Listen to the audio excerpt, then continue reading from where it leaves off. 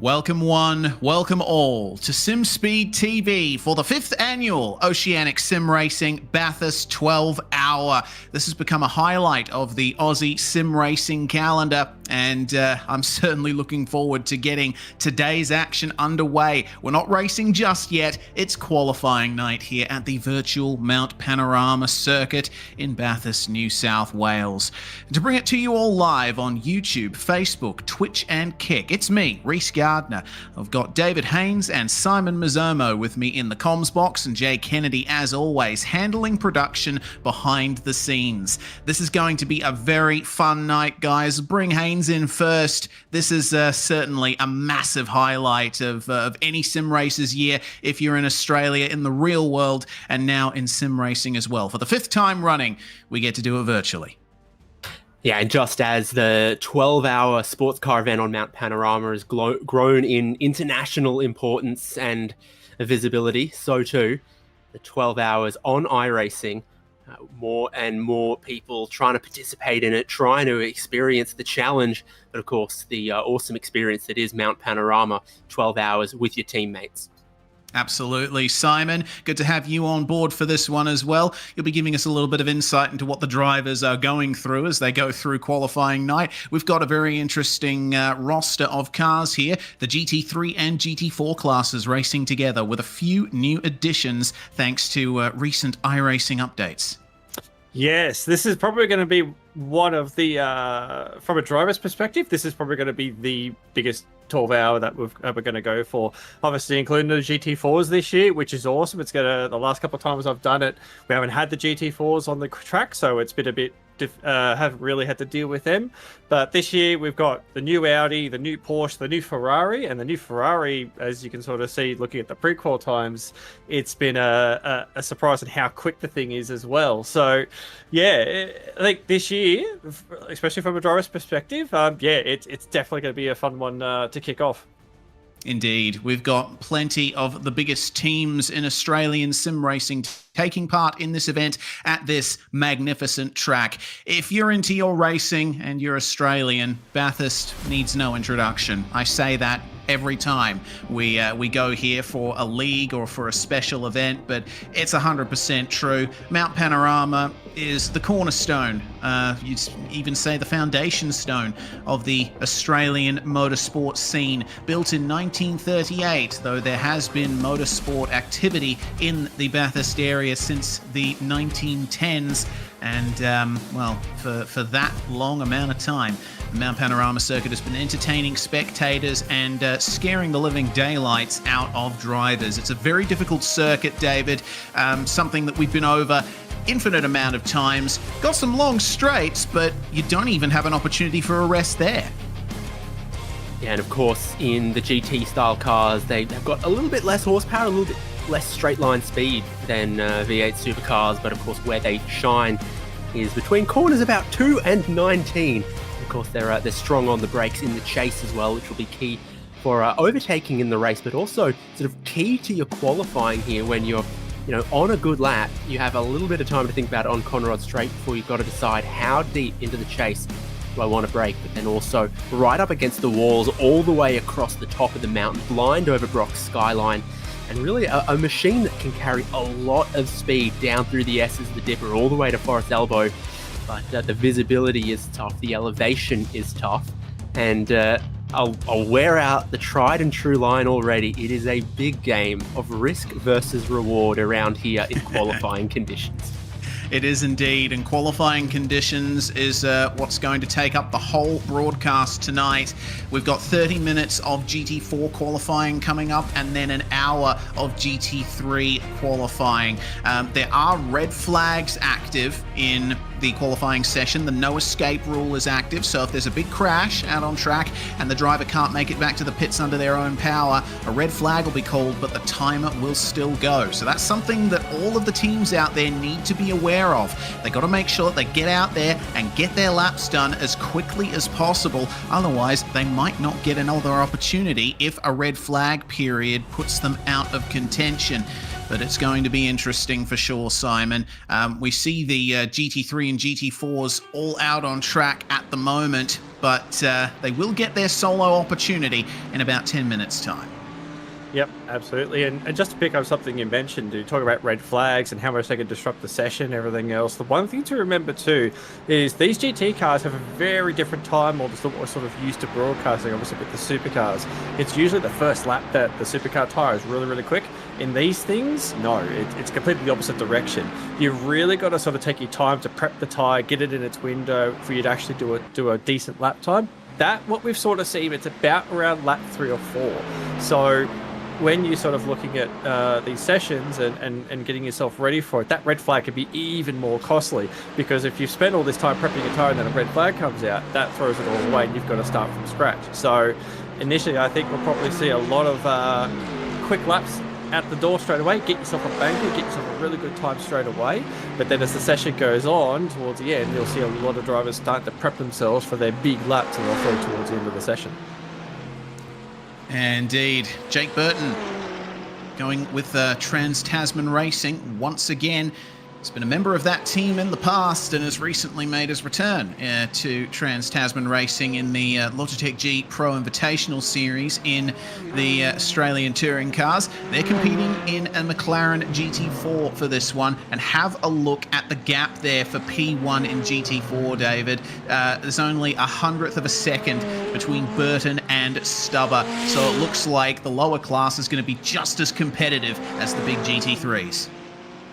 Yeah, at the moment, looking like a split of 31 GT3s, 19 GT4s, give or take there. So a couple more GT3s, but it definitely gives you a chance to have your moment in the sun in GT4. Looking at the two cars quickest through practice at the moment. And yeah, just a tiny, tiny margin there. McLaren to Mercedes. And both of them also with a GT3 equivalent as well. And when you see the GT4 and GT3 Mercedes next to each other, you can see where all the extra speed of a GT3 comes from, being about 100 mil wider and with way more wing on. Absolutely. I think, yeah, that area of Silman, Metal Grade, all the way up to McPhillamy and down through the S's as well. It's magnificent seeing GT3 cars go through here. GT3 as a category has evolved so much over the years, with now GT4 as part of the mix as well at this event. Kyle Ridley currently 9th in the GT4 class in practice. Remember, we've still got 7.5 minutes of practice for the teams to really get their setups dialed in before we go for the qualifying session. It'll be interesting to see who comes away with the top honours both tonight and tomorrow, because we do have some of Australia's biggest teams competing here, Simon. Yep. And I'd like to put myself in one of those top teams, 9.5 Sim Racing. There's the plug. But yeah, that's the thing that we are obviously looking at what popped up for pre-qual that we had to have this week for the GT3 class.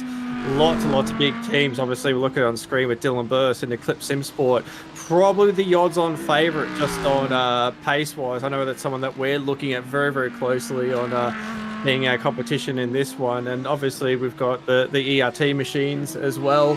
They're definitely not something you want to write off either. They're very, very capable. Last year they took the McLaren to the mountain and were very, very, very competitive. There's a few other teams that have sort of popped in. Vermilion Motorsport as well is also one I've picked up on. They've sort of come out and shown what they're made of, and they've come up with the McLaren as well, which I think a lot of us last season would have written it off and said probably wasn't going to be competitive. But no, they're here with it, and they're putting the best foot forward. So it's really good. There's a few teams that we've come to expect being up front, and a few newcomers to try and give us a good challenge. Yeah, absolutely. It's going to be a lovely sequence of events here tonight. I want that car to make the shootout because I want to see it shoot flames into the sunset. Oh yeah, 100% agreed. That's something that we didn't quite touch on when we were talking about the event format. It's not just on-track qualifying for GT3 and GT4. There is also a shootout session for the top 15 in GT3. So Everyone that qualifies in the top 15 in the top class will get one more opportunity, one lap at a time on their own, them versus the mountain.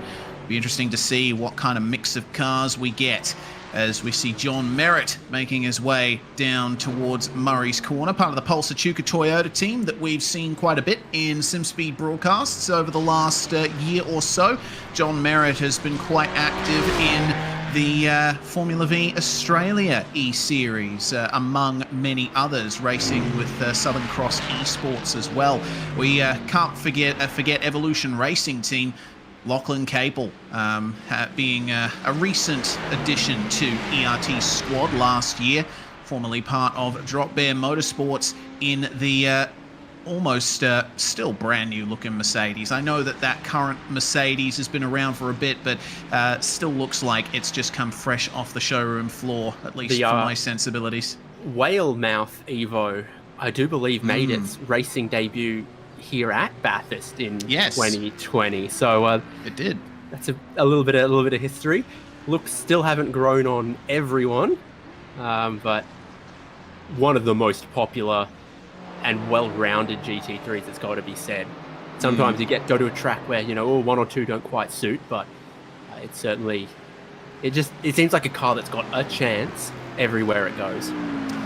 You could say the same for this one, the Audi R8 LMS Evo 2, I believe, which is a very recent addition to the iRacing service. I believe only a build or so ago. Alexander Bird at the wheel of that one, and Alex Bird, I'm assuming going to be driving with the likes of John Peasnick, etc.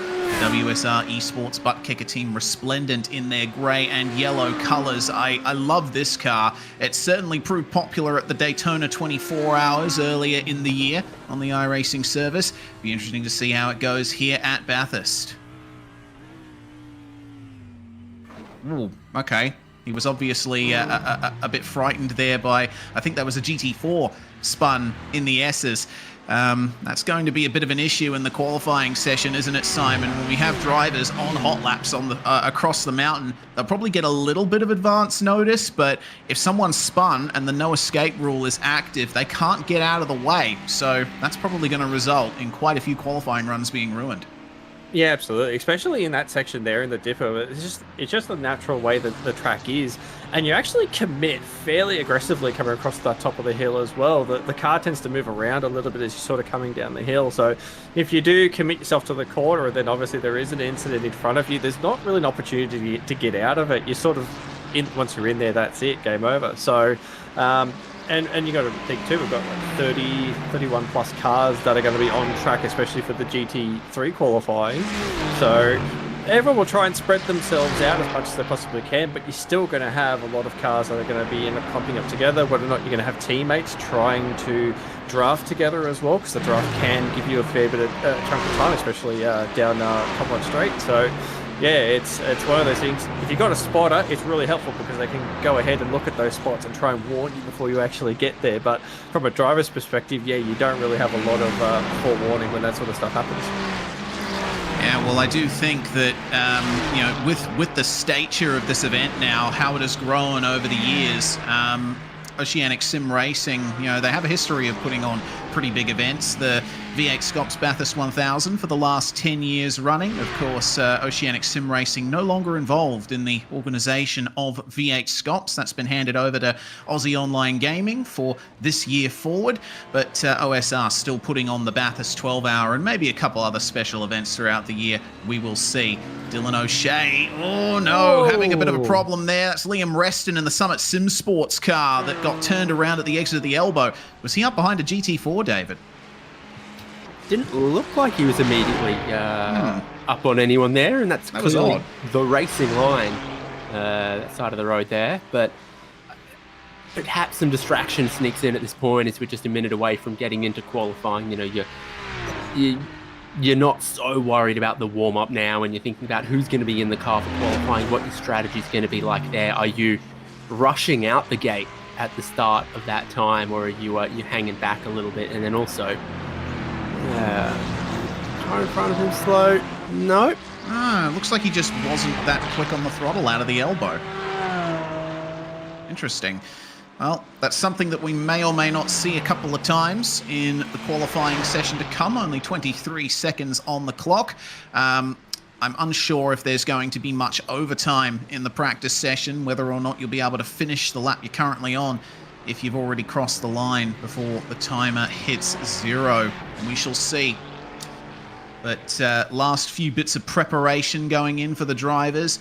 Testing out the pit entry, very important here at Mount Panorama. You've got to be careful of the double chicane on the way into the pits here. Checkered flag is out in practice, and we will get into the first of our 2 qualifying sessions here. Half an hour for the GT4 category by themselves on the racetrack. And what a complement of GT4s we've got. It really is fantastic to see just how many there are out there.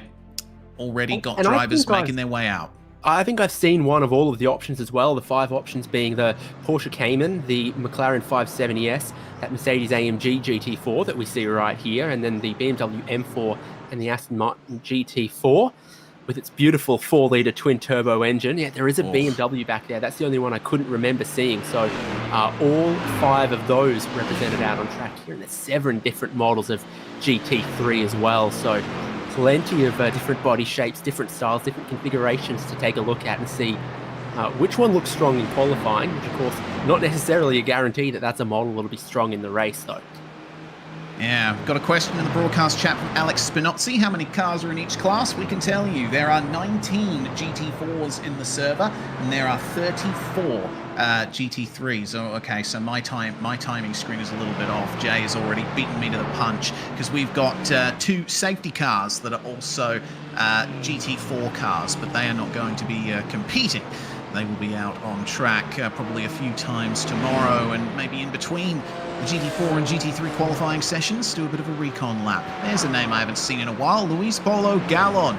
He's one of the quickest GT drivers in Australia and New Zealand, and no surprise to see that once again, Simon, he is in a trusty Mercedes in that beautiful bright green.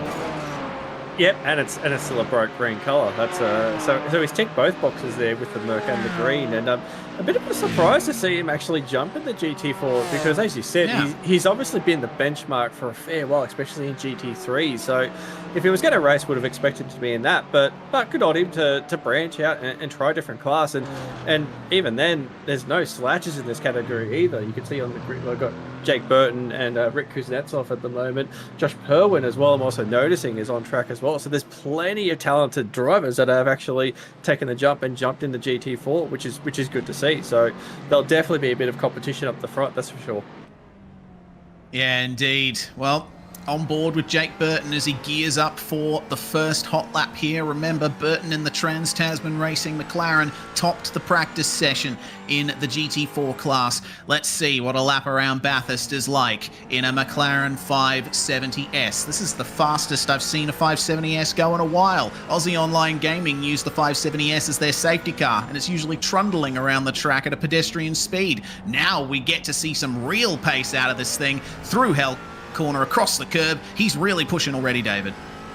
Yeah, and a little bit of consideration for the traffic, and I think GT4 with their lower top-end speeds, I think that they want to pick up a slipstream more than the GT3s are going to want to, so it will be a difficult session with regards to how you run, where you place yourself. If you're not on a lap, get out of the way so you're not towing someone else to help them, however you approach it. So for Jake Burton, obviously this is a little bit banker lap territory with a couple of cars in front of him. Yeah, indeed, and this is where you won't be able to easily pass people the moment you get through the cutting and start going up the mountain proper. There's concrete walls on all sides, and already we have a problem for the Porsche Cayman in front. Burton might have had to alter his line a little bit there, but he's still going super quick through metal grate, maximizing the car's speed at the apex of every single corner. How much of the curb does he use there at McPhillamy? Not very much, but enough to probably unsettle the car a little bit. He is vaulting over those curbs in the S's, Simon. It looks like Trans-Tasman have got that McLaren dialed in. Yeah, it's looking very, very good. Just watching across the top of the mountain, especially it's used to those curbs, you can see it's just settled. It done, especially coming into, it's a little, probably a bit wide of the apex there, coming out of Forest Elbow. It looks like he's rolled out of it too. So yeah, he's definitely hasn't quite got that lap hooked up. But you did see across the top of the mount, especially in Skyline, heading down to the dipper, jumping over that inside curb. You can get a bit of time trying to sort of straight line that section. You can sort of see it jumped over that curb, but it didn't look too unhappy with that. So. And especially across the top of the mountain, you want a car that's very, very stable, very across the top, because that's where you're going to find a lot of pace, is being able to keep that foot flat the entire time across the top of the mountain. So you need a car that is very, very stable to allow you to do that. Well, Brendan Storer in the Veteran Gaming Australia Mercedes puts down a 2:15.371. That's about 2 seconds off Jared Knight. In the ACS Racing Yellow, already we see those times eclipsed by Altus Australia and Eclipse Sim Sports. Rick Kuznetsov currently on provisional pole in GT4. 2 minutes 13 is the benchmark time, David. We haven't seen a lap as we saw from the Trans-Tasman car yet, so we will see just how much Burton can get close to that time. And indeed, not from the Slipstream Porsche either, as that was the one that was in the wall in front of Jake Burton, maybe enticed him to rolling out of that lap as well. That car managed to continue, but of course it's going to be damaged, and Josh Pervine's brought it to the pit lane to try to get it fixed and to try to get back out into this session. No interruption to everyone else though. They get to keep their laps. We stay green, and that is the Slipstream Porsche just exiting pit lane now. Definitely on an outlap. Going to need to be looking in the mirrors at other cars approaching at speed. Yeah, it's one of the difficult things when you're on an in lap or you're slightly off pace on a hot lap. You've got to be careful of drivers coming up behind you. These guys don't have to worry about the GT3s in this session, but there's still going to be a lot of potential for traffic. Kuznetsov is keeping up the pace. Car behind him having a few technical issues, it looks like. So I don't think Rick is too fussed about that. He'll bring that car in and go out for another lap here. Remember, these GT4s have until an hour and 5 minutes to go. We had a spin at the top of the mountain. Kurt Chapman in the Mauler Racing BMW has gone for a massive smash, and it nearly involved the LP Racing Mercedes of Luis Polo Gallon as well. And that happened at Skyline, Simon, which is one of the worst places to have a crash. Yeah, carrying a lot of pace across Skyline. Hopefully might be able to get a quick look at what actually happened. It looks like it's damaged the front of it. So the good thing is in qualifying you can just reset the car and go again, so they won't be down and out for too long. They'll just have to make sure to get the car back to the pits. But having a quick look at the replay at the moment, coming across Skyline, and yep, there we go. That's the curb that you want to avoid. Oh, big hit on the front. That's the curb that you want to avoid at all costs. That curb has a bit of a knack that as soon as you put it, you can actually run a wheel up it, and that's fine. It's not going to worry you too much. It's when you get the wheel over the top of the curb and into the grass, the cars actually bottom out. So you actually start to lose all grip completely, and that's where in that situation the car's started going sideways, and as he's tried to catch it, it's stuck itself in the wall. So you can use that curb, but just be very, very careful not to go too far to cause it to bottom out. Otherwise, yeah, we've just seen plainly what happens when you take it too far. Yeah, well, while we were looking at that replay, we saw Jake Burton go to provisional pole in the TTR McLaren, David. We are now in the 2-minute 12 bracket, and that's still 3.5 tenths off the time that Jake set in practice. So I think there's still a bit more pace to be taken out of these GT4s. Yeah, seeing a relatively short qualifying run out of the TTR McLaren there as well, because he's already gone and backed off and is either going to cool the tyres or come and pit for a new set there. So you look at the cars that are out on track at the moment that are flying. Luis Polo Gallon's just had to abandon a good one. Rick Kuznetsov is up through a couple of the sectors so far, and the track looks relatively clean in front of him as well. Ridley with a bit of traffic there. Yeah, one of the only a few cars that doesn't have a time yet, Josh Perwine in the Slipstream Autosport Porsche. Yeah, so yeah, Josh Perwine, remember the Slipstream car was the one that hit the wall just a couple of corners before this one when we were on board with Jake Burton at the start of the session. So, oh God, he's having a bit of trouble keeping it stable over the curb there, isn't he? The Cayman was one of the first GT4s to be added to the iRacing service. So age-wise, it is one of the oldest cars. However, it can still be very quick. We've seen a lot of success out of the Porsche Cayman in GT4 racing in the sim racing space. So let's see how this lap turns out for Josh as he commits down Conrod Straight. Probably would have lost about half a second to that little squirrely moment over the curb, but we'll see what kind of speed he reaches at the end of Conrod Straight here. Just edging to 263 kilometers per hour before they jump on the anchors and get into the chase. So, run to Murray's Corner. One more braking zone to go, and this is a very misleading corner, Simon. It's a bit quicker than it looks, and it's very difficult to get the line through. 213.5 for Slipstream Autosport, good enough for P6.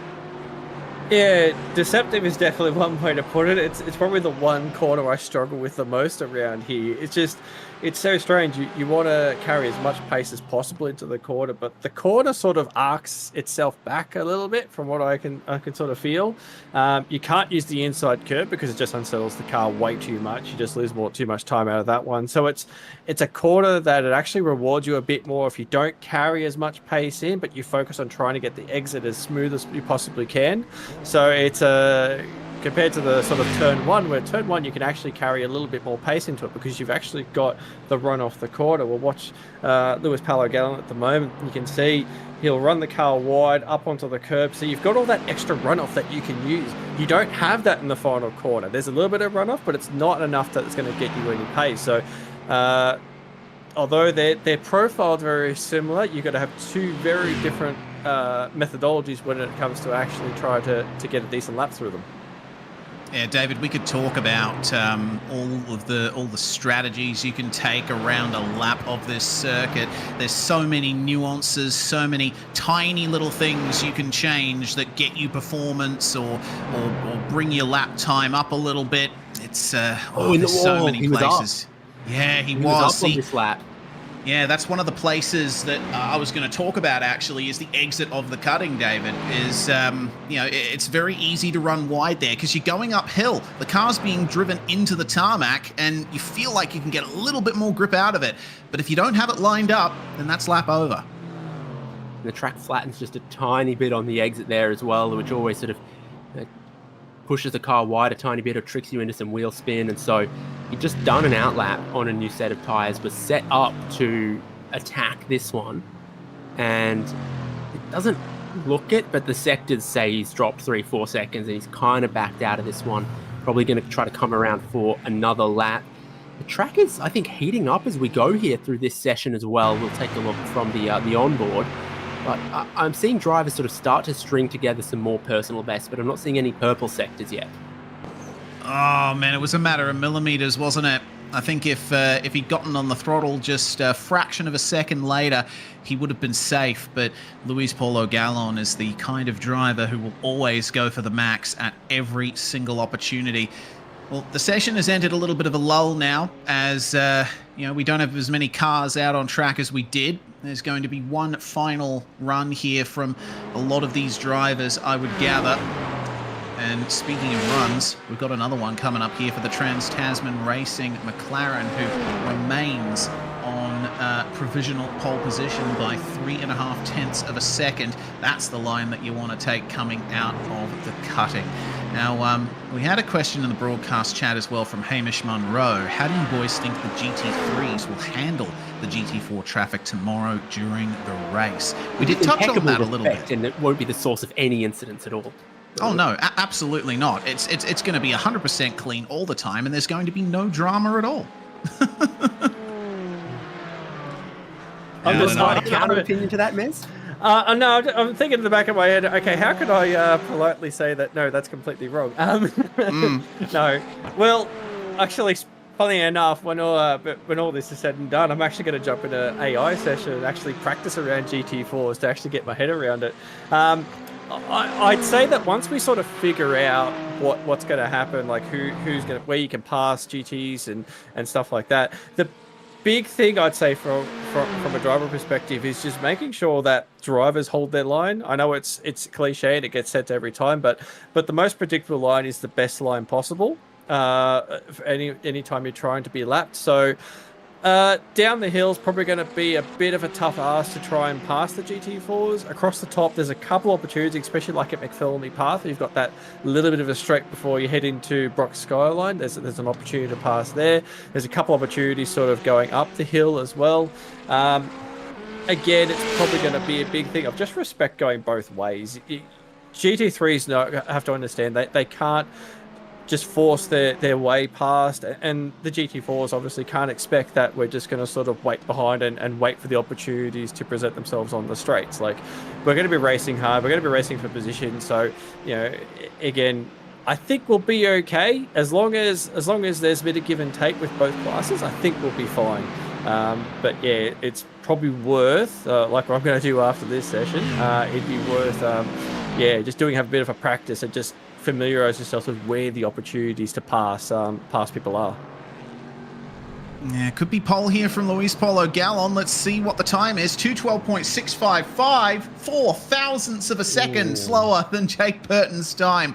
Oh, this is going to be a competitive session, David. We've finally seen what Luis Polo Gallon can do. But remember, there's a response coming. There is a swiftly worded email in response happening right now as Jake Burton's McLaren goes and steals away some of those purple and personal best sectors that were just set down by Luis Polo Gallon. They have all gone out early, had this little lull in the middle of the session and gone, all right, there's a little bit of clear track, time to go for it now. The track conditions aren't going to change much. It's perfectly clear day at around about midday. So Jake Burton's going to lay it all out on the line now to try to pad out his little nest egg there that currently sits on a razor-thin margin of 4 thousandths of a second. All right, nose cam down Conrod straight. This really gives you a sense for how bumpy the track is, and the crown in the road down Conrod straight as well. The drivers will stick to the left-hand side of the track. Running the middle isn't the best thing to do. Flat out through the kink at the chase. It's all about the exit from here. Try and carry as much speed to the apex as you can. Maybe he ran a little bit deep there. Let's see what kind of response Jake Burton has. Remember, if we take practice times into account, he still has 3/10 in reserve. So let's see what Jake Burton can do. Out of Murray's corner, across the curb and across the line. 2:12.48. And the margin grows to 0.17 seconds. That was a fantastic lap there, Miz. I was actually just looking at that too. He's nailed every sector of it.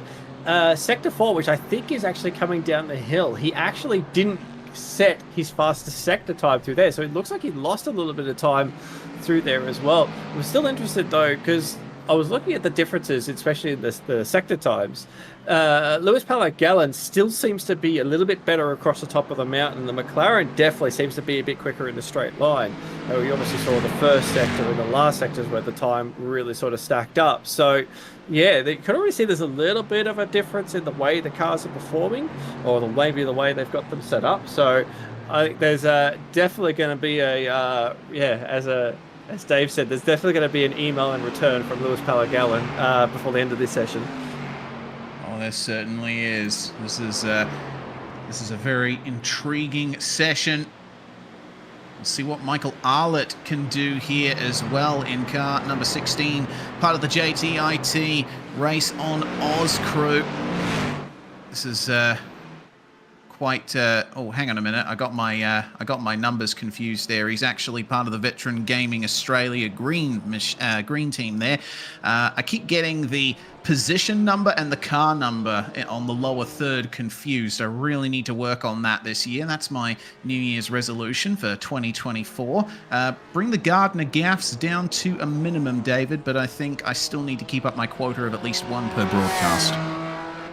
Let them all know that you're human. So 18 cars in the GT4 class. Everyone has a qualifying time right now, but there's certainly a few that I think have got more time in them, like these cars in sort of 15th, 16th. But the struggle is to get a clean lap together. We've seen all of the things that can harm your lap. It's getting the curb wrong across the top of the mountain. It's scuffing the wall anywhere, like between the exit of the cutting and the elbow. It's getting too deep into the brakes, any one of these places. It's getting the traffic wrong as well. So 30 minutes becomes not all that long when you got to do in-laps and out-laps around 6.2 kilometers of Mount Panorama and dodge the traffic and all of that as well.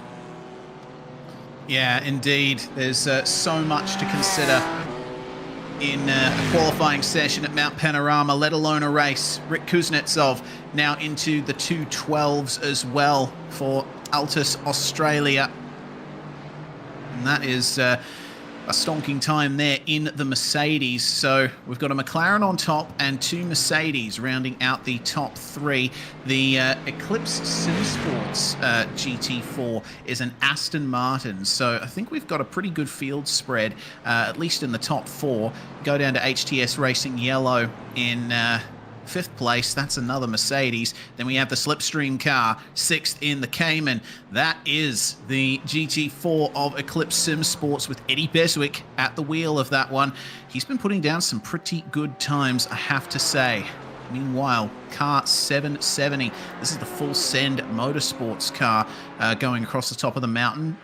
Meanwhile, we have another lap started from the Slipstream Autosport car. Actually, no, it's a lap finish. Josh Perween improving to a 2:13.3. I only just noticed that.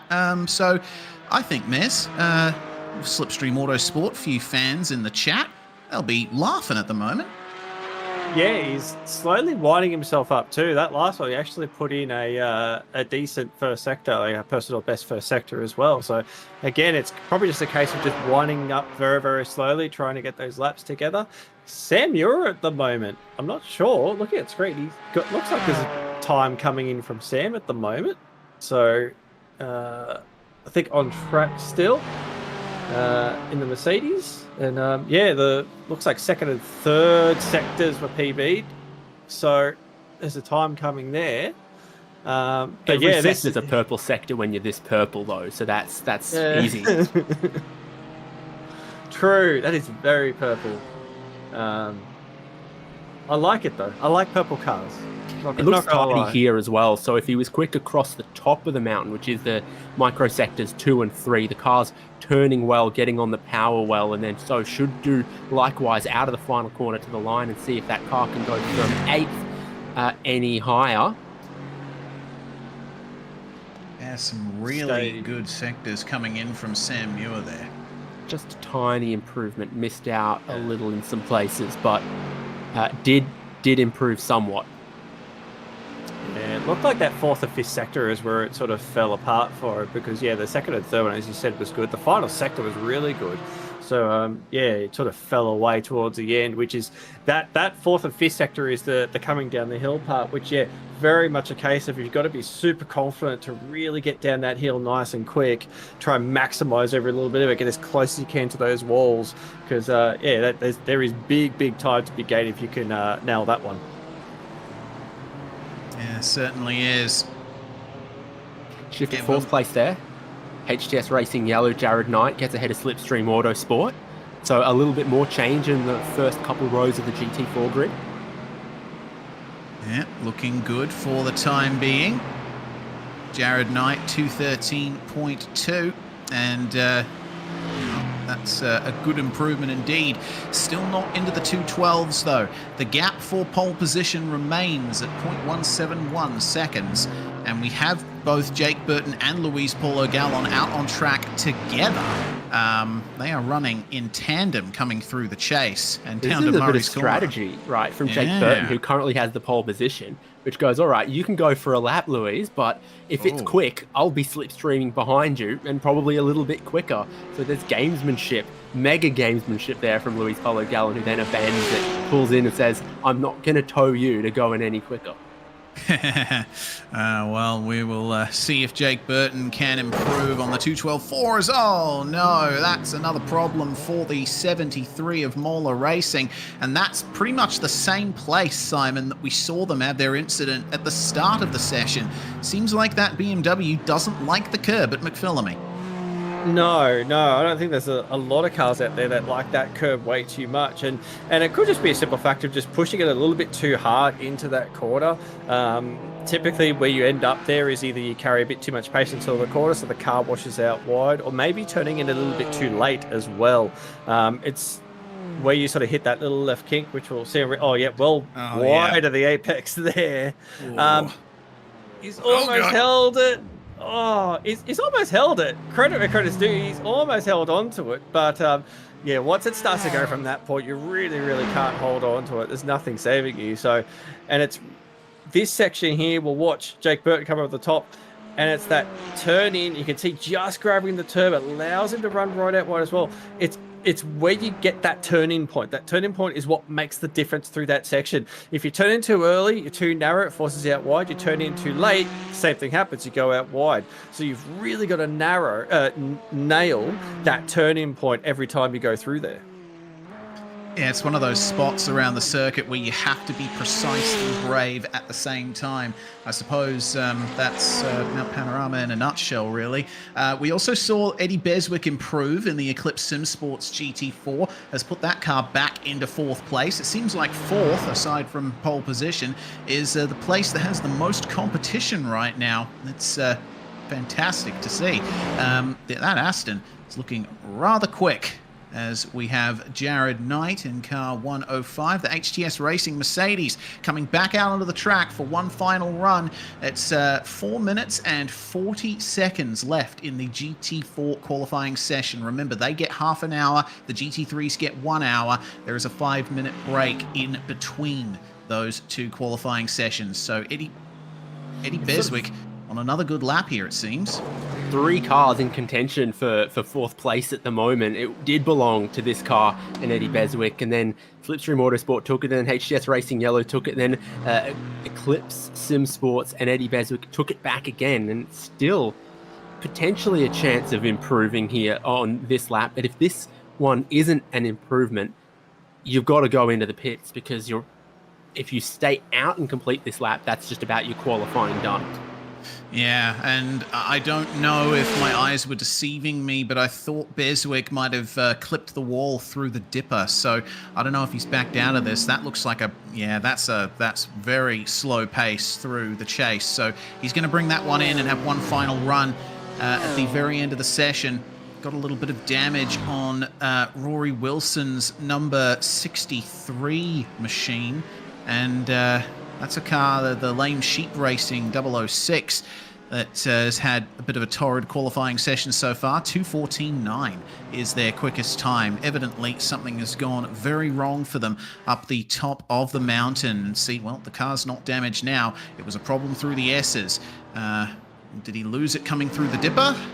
Not quite, but on the way out, a little bit too close to the wall.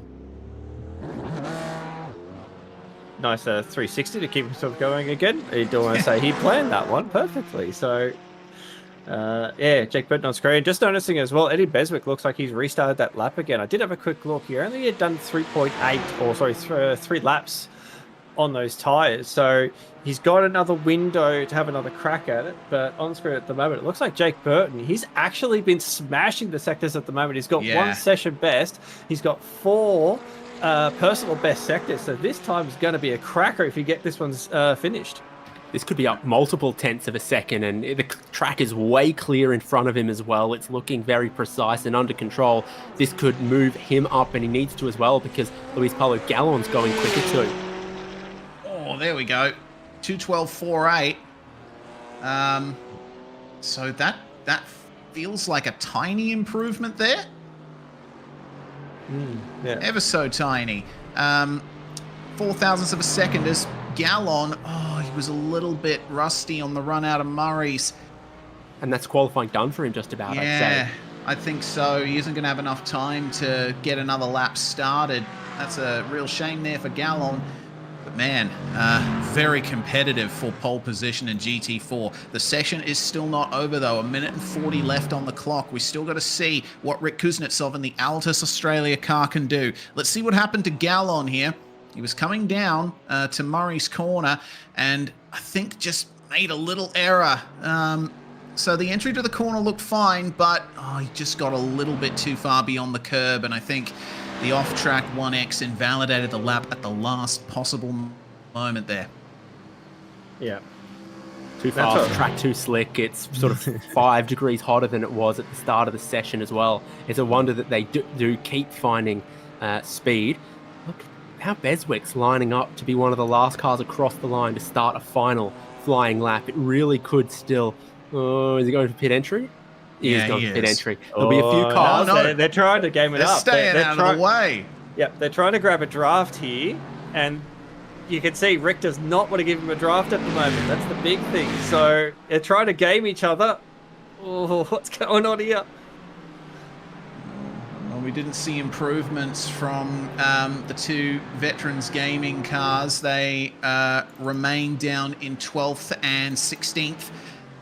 They will have started another lap, though.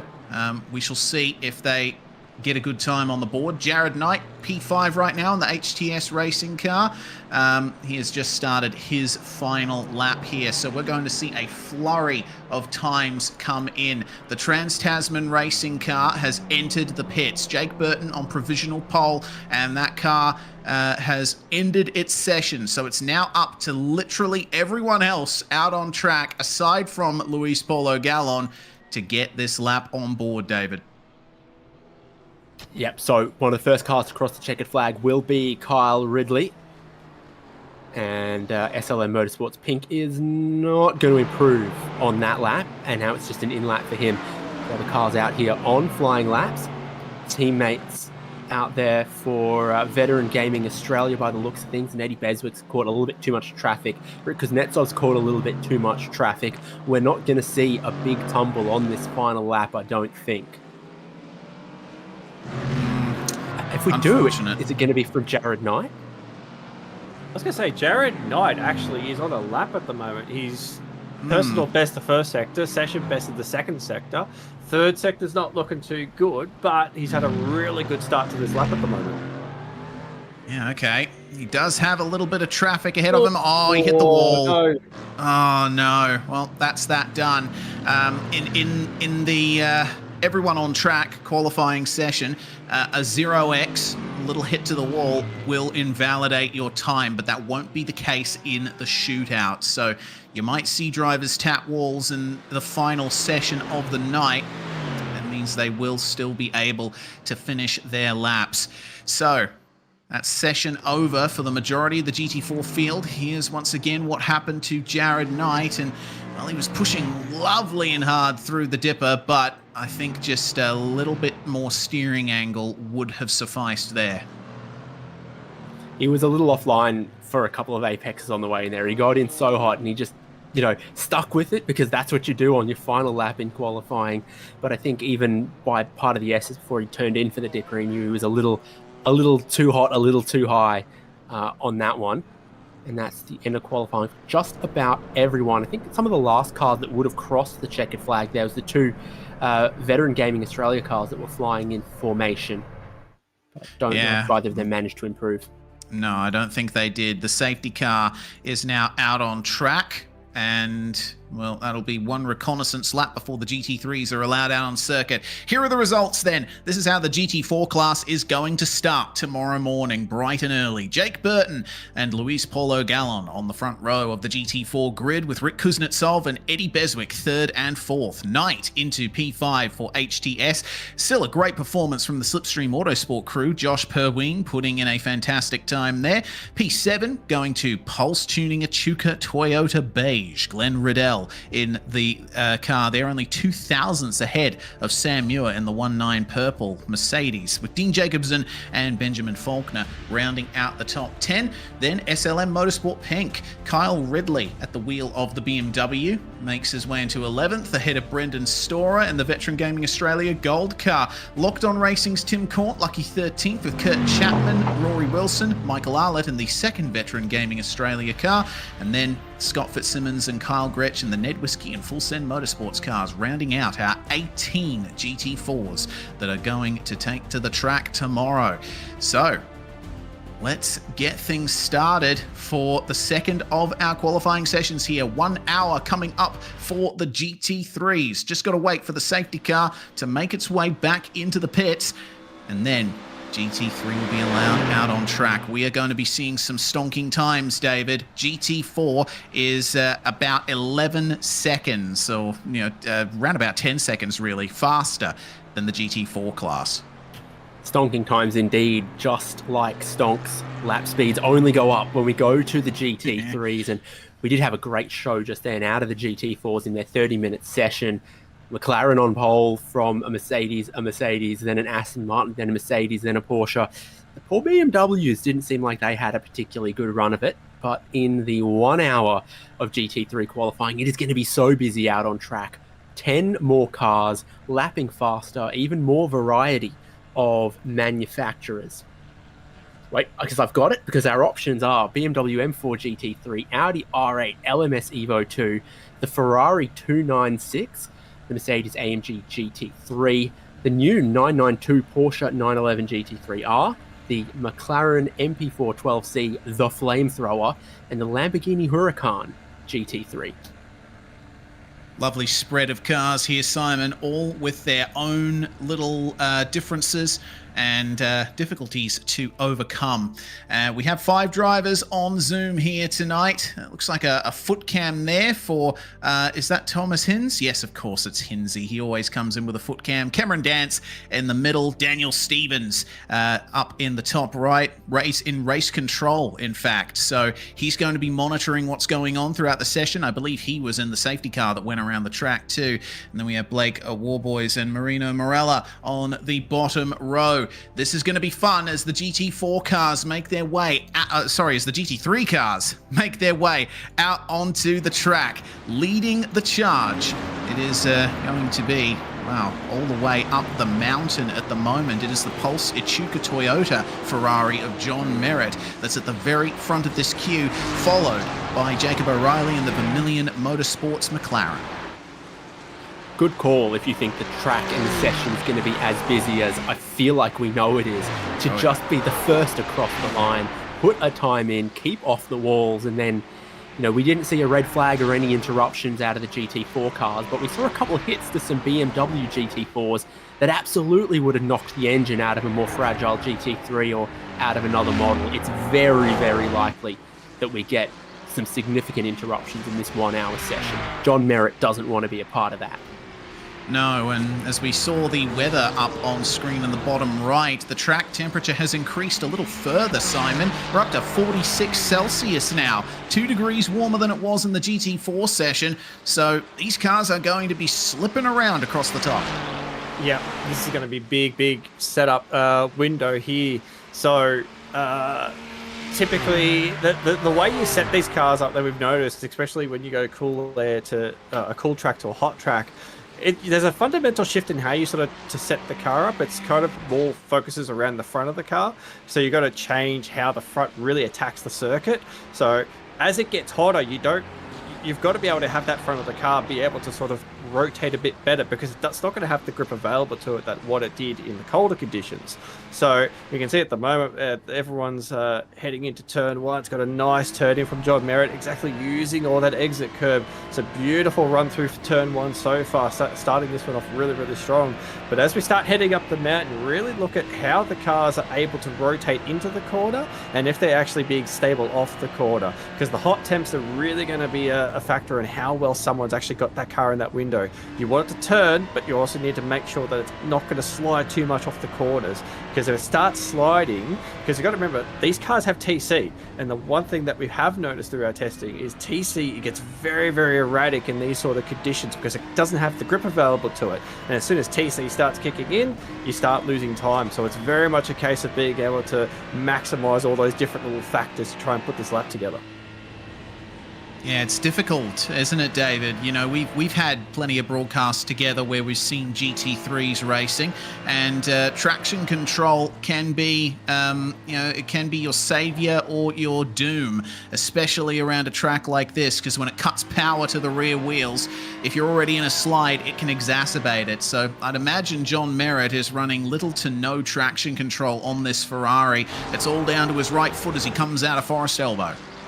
He gets a little bit of a slide, and McLaren behind him almost runs up the wall a little bit. We've seen that happen before. I think Chaz Mostert likes to give that move a go. Nicolas Kona is a little less gentle when he does it. Straight line speed not the most impressive part of these GT3 cars. It's the speed they carry over the top of the mountain. It's how deep they break into the chase here. Still flat out almost until the track levels off. And then it's just a little dab on the brakes, pitch it through there. And it will be the first lap time that we see. And it could be oh so important that for John Merritt. All right, to the line he comes. We will see our first benchmark time for the GT3 class. John Merritt setting a 2:03.3. And Jacob O'Reilly, 5/10 beyond that. Dylan Burse immediately going to the top, though, in the Eclipse Sim Sports car, 2:02.3. And that is almost a full second ahead of Dylan O'Shea in the 9.5 SimSport 9.51. Andre Youssef puts Altus Australia 111 into third spot. Dennett Racing, Brock Kelly in fourth. And we still have yet more times to come. Cameron Dance at the wheel of the Orbit Drop Bear Motorsport car was 8th, now 9th, and now 10th. As the first time from Evolution Racing Team is in, Reese Gasul to P2. A time from Dylan Burse is still standing very, very strong, though, 8/10 ahead of everyone else. All the other times you see him coming through, maybe a little more traffic affected, but he'll slot in between there, still almost half a second away from Dylan Burse's first attempt. All right, the benchmark has well and truly been set. Zach Rattray White, I think, had to back off over the course of that lap, so his Ferrari 296 is going to have to go around for another run here. And, well, the first salvo of times is down. We have had 29 of our GT3 cars set times. We still have, of course, Rattray White here, along with Liam Reston in the Summit SimSports car, Riley Bilson in the second of the 9.5 cars, Lawrence Clark in the code 9632, and Zach Kerr in the Bust Up Racing 157. Yet to set times. Here's Blake Warboys, by the way. Very quick driver on his day, and certainly a good steerer in the Australian touring cars. But he's not going to have much of a run there. You can see the displeasure, and he was pretty miffed there, wasn't he? That's one of the places where if you're on a qualifying lap and you have cars going slow in front of you, it's game over. You lose way too much time, especially across the top of the mountain. And aero wash as well is another big factor. So draft is really good down the straight, but if you're up behind someone, especially across the top of the mountain, draft plays a big factor as well. So something to be aware of. So it won't hurt too much. Yes, that lap's out the window, but now he's got an opportunity to reset. Like we're sort of saying with these tyres, they can give you a few laps, especially if you sort of prep them a bit more, so they can give you a bit more time later on in the session. So Ben Holiday on screen at the moment, going for another lap. So that'll be his third lap. This is his third lap now. So it'll be interesting to see. Well, everyone will be watching this, I'd imagine, to see what times people are getting, to see where it is getting in the window. Is it that second lap? Is it the third lap? Is it potentially a fourth lap where that tyre actually starts to really come into a window? So I guarantee there'll be a lot of people watching at the moment. Yeah, well, we're already seeing a few cars that have just popped up on the timesheets that went for a second lap and went faster. Alexander Bird in the WSR Audi up to second place. Luke Bergens in the Whipperman Racing car up to third spot. Rattray White going to P6 in the Vermilion Motorsports 28. So it seems like, I mean, obviously, David, this is setup dependent, but these tyres seem to like it if you stay out for another lap. I think it also speaks to how chaotic the traffic was on that first run as well, that if you were 20th in the queue, you were not getting within 1 second of, your optimal, what you're theoretically capable of on a full push lap. And so I don't think Liam Reston's happy with that one. He's going to the pub in town. Yeah, the Oxford, I think it is. The Ox, that's what, yes, indeed, the Ox. So if you just stay out, don't push so hard on your first flying lap. Oh, you might lose half a second, on the tyres compared to what they might have been on the first run. But you can actually put that time down, whereas you might not have had a chance in the traffic on the first run. Well, 9.5 SimSports helping each other out here. Riley Bilson in the tow, coming down Conrod Straight, and teammate ahead, Weaving. I don't think this is going to be a fast lap from Bilson. I get the feeling it's an out lap for these guys. But 9.5 SimSports, a very coordinated run here from these two cars, Simon. yeah, I may know them. Or is it? With these two, sometimes I do wonder what's actually going to happen on track. Being in comms with these two, it's never a dull moment. But this 100% looks like it's definitely a prep lap. I think Dylan will be trying to give Riley a little bit of a tow at the moment, try and pull him back up into that top 15 spot. But yeah, exactly. Yeah, that outlap, that weaving down the straight, same thing. It's just trying to bring the temperature of those tyres up slowly. You don't want to sort of jam too much heat into them too quick. Just gently weave, get it up slowly. This is probably something we'll actually also see in the top 15 shootout. And it's one that actually caught us out last year in our qualified session. We did not do a tyre prep in our warm-up lap. And it cost us lap time. So something that we're definitely paying more attention to this year. Make sure that we get our tyre prep done properly. And Simon, can you park there? Yeah, I was about to raise that. I've been watching Jacob O'Reilly for the last minute or so. He's come to a stop at the chase, and I'm not too sure what the reason is. I still need that expert opinion from Simon. Yes, can you park there? Let's see. Does Jacob O'Reilly get a ticket? Yeah, you can't park there. It's a solid white line, not a solid yellow line, but a general, parking restriction might apply on event days. Yeah. See, I was trying to think of something witty that entire time, but then I realised I'm not witty, so I just We tried to set you up with just the AB, so just go with the softball, man. Take what you can get, bro. Has he run out of fuel? I don't know. Maybe. He'd been going slow down Conrod Straight for a while. Red flag has been called, the first red flag of qualifying night. I noticed that he cut the S's as well going down the hill. So I don't know what's gone on here for the Vermilion Motorsports McLaren. Well, hang on. He was off throttle and there was no flames. And like I always say, if there's no fire out of it, there's no fire in it. Yeah. I think that might be a fuel issue there for Vermilion Motorsports. The safety car out on track now, and this is going to be valuable time lost for all of the drivers in this session. And I think if they were on quick laps at the time, well, unfortunately, they won't count for anything. Well, it's funny you mentioned that because, and this sort of hurts me a little bit too because it's the car I'm in this weekend, but I was watching Dylan O'Shea's lap times. He set personal best across the top of the mountain and even set a personal best 5th sector as well, and then that red flag was called. So, precisely what we were talking about beginning about the safety cars having an impact. It has now. That lap time has gone from Dylan O'Shea.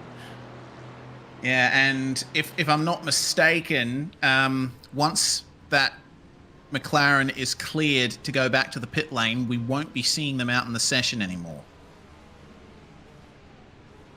Yeah, okay. They got the correct call from Jay Kennedy in the producer's chair. So, unfortunately, that is session over for the Vermilion Motorsports 228, and they're in the top 10 right now. Remember, that could be big for their place in the shootout. If they're in 9th right now, and we see further improvements from cars lower down in the remaining 45 minutes or so of this session, they could be right on the cusp of getting into the shootout. Yeah, I'm just looking at the stint here. So they did go for 2 flying laps in that car, and it's on the 4th lap, the in lap, after an out lap and 2 flying laps, that it's sputtered to a halt short of the pit entry. So maybe, the fuel was for 1 flying lap. They saw, maybe we can go for a 2nd flying lap here, but they've gotten themselves in trouble, and it could end up not only, well, it's very costly for them, it's also costly for some other teams out there as well. That's why, with this many GT3 cars, it is that 60-minute session. Indeed. Well, the safety car has gone through the chase now past Jacob O'Reilly. I think we'll be expecting, the call from race control. The 228 can tow back to the pits, and we won't be seeing any more of them in this qualifying session. But you never know. Their time might be good enough to get them into the top 15 shootout that is coming up after this. And look at that big queue coming out of pit lane. Everybody wants to get out on track, Simon. Yeah, I was just quickly talking to Jay just then as well. But yeah, look at them fly out of the pit lane. And the first thing they're doing, as soon as they get out of the pit lane, they're weaving down that front straight. They're trying to get the tyre prep going straight away. So yeah, they've lost a little bit of time due to that one. So, and then obviously, as we saw, there was a few good lap times that were on their way to be set. So now it's back to square one, back to tyre prepping. So they'll try and find themselves a little bit of space. You look on screen at the moment, and you look at Dylan be trying to sort of check up a little bit, try and create a little bit of a gap to the front. But as you can see, there's a big train of cars coming up behind him. So this is that really tough spot where you want to create a gap to the car in front because you don't want to obviously be too close to it. But then you've got the car that's right behind you at the moment that wants to get on with it. He doesn't want to sit there and wait. So you've got to try and manage this situation of, trying to decide where you're going to fit, where you're going to find yourself a little gap in this situation. And especially around Bathurst, of course, we know across the top there's just no real space to find yourself. So these out laps are very, very tricky. You'd want to be here in this situation and in Dylan O'Shea's spot. You're out front, you can sort of dictate things a little bit better. And there was quite a lot of cars parked in the fast lane of pit lane, the slow lane of pit lane, waiting for that green flag, and a few of them trying to get to the front of this train to be ahead of John Merritt. Dylan O'Shea was able to pull it off. If you fought that hard for the track position, you can't dawdle too much on this outlap. No, certainly not. It's going to be difficult for Dylan Burst right in the middle of the pack in the Eclipse Sim Sports 5-6 car.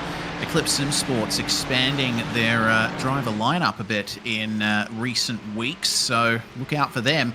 But don't look out for them on the track, because just behind these guys, you see just a flash on the screen there, Burst bringing the provisional pole Audi into the pits. So he's decided it's probably best to wait a little bit for the next time. Not the case for Dylan O'Shea, though. Can he improve on 5th spot? Look out for John Merritt and Cameron Dance as well. They are in the slipstream. These 3 Ferraris leading the way. Ahead of another Ferrari, Jamie McKnight in the Fishing Motorsports 888. We got to go all the way back to Ashley Collins to see the first Mercedes in the queue, just coming over the rise on Mountain Straight. So Dylan O'Shea coming through turn 2 at Griffin's Bend, up to the cutting. Let's see if he's got this car prepped properly. There's probably not going to be much of an issue getting the tyres up to temperature because the track temp has gone up by 1 more degree. It is 47 Celsius out there right now, David. You can almost fry an egg on that tarmac. You'd get close. Very, very toasty indeed. I think anything over 35, don't walk your dog on it is generally the thing. So good thing that it's the prancing horses out front at the moment in qualifying. They seem very well equipped for these conditions. Very nimble, responsive mid-engine balance. They also look balanced enough on throttle as well and controllable. Yeah, I did see, though, O'Shea getting 2 wheels on the grass on the exit of McPhillamy. I'm wondering if there's been an off-track for him there. You can run that curb quite hard before you get the off-track, but probably won't give you the benefit of lap time. So let's see if car 951 stays out for another attempt at a lap, or they decide to bring it in and change a couple of settings on the car. Let's see if there's any improvements at all here. Usually, and this has been the trend ever since dynamic track was introduced to iRacing, the hotter the track is, the slower the times get. It's going to be more difficult to extract those crucial couple of tenths out of these cars. Across the line they come. O'Shea's lap time at 2:02.958. He actually does improve into P3. Merritt, meanwhile, does not improve. But Liam Reston managing to vault up the field, 2:03.4 for Summit Sim Sports. Riley Bilson gets into 14th, 15th for Dylan McAuliffe in the Rapid Team Rensport 911, and Marino Morella in the Alpha Venturi racing car up to 18th. Also seeing an improvement for Lachlan Capel. He gets ERT into the top 10. Blackout OPR, Luke Rosella up into P5 as well, Simon. That's a name that we haven't seen yet in this session. Yeah, just quickly catching up at the moment. Yeah, did notice they were in the Porsche as well, and that's one of those cars that we weren't 100% sure on how that was going to go. There have been a few people that have picked it as well, so it's definitely got pace. And well, we know Luke Rosella very, very well. He's a very capable driver in the supercar, so we're not too surprised to see him chopping at the bit here. Decent time. Risk Us All just actually jumps him at the moment, comes up to P5, so lap times are starting to fall a little bit. We can see Actually, that was a few personal bests that actually came out of Rizmasul. So that was the second lap. So seeing how it goes on the third lap, the tyres are really starting to come in. Dylan Burst, actually, just as I look up, has just set a session best first sector. So that Eclipse SimSport car, we thought it couldn't go any quicker. It's starting to go quicker already. All right, keep an eye on the Eclipse SimSports Audi as he makes his way up the mountain, David. This is going to be an interesting lap to see. Will he be able to keep it out of the wall? We've seen how hard Burst has been pushing throughout this session. He has been the pace setter so far. Was quicker up the mountain. He dropped about a tenth through the cutting, but it looks like he's got clear enough track across here to really commit in a place where the mid-engine Audi should also be pretty strong. Just a little bit of that curb, little bit of that dirt over Skyline, tracing the line through the S's, but getting a little out of shape across the curb. Yeah, just a bit. Wondering if that's going to be an off-track for Dylan Burst, but he's committing, coming into Forest Elbow. That's the thing, at this point in the session, you never know if they're committing to the end of the lap so they can get into the pits quicker, or if they've managed to escape the dreaded off-track 1X. Let's see then, as there's another improvement for the Altus Australia 111. Andre Youssef puts that car up into P6 once more. Another good lap from Dylan O'Shea. It was a 202.639, but I don't think it counted. That actually might have been an in-lap, because we got to remember, you commit to the pit entry like Dylan Burst is doing here, and you actually cut the final corner, so you end up with a quicker lap time. Now, the iRacing simulator is aware of that, so if you're entering the pits at the end of a lap, it does not count the lap time. Alexander Bird, though, does improve in the WSR Audi, 202.794. But, Simon, it is still a long way in front for Eclipse SimSports. Yeah, for the moment, they are just an absolute benchmark. And there's still a long way to go in this session, too. We've still got 40 minutes left to run in this session. So you see Alex Bird on the screen. Yeah, the first three sectors were really good from Alex Bird, but it sort of fell away a little bit across the top. So that'll be a case of just reset and go again. And yeah, we're starting to see as well, a lot of the cars that are further down the pack, we're starting to see a lot of personal best sectors popping up as well. So this session is definitely far from over. I think there's a lot of quick times that are yet to sort of show up. Obviously interesting to see the way that the track temp is going at the moment. It looks as though it's staying and hovering for the now. But yeah, when we get a bit closer to the end of this session, will that track temp go up and down, and will that affect how people tackle it towards the end?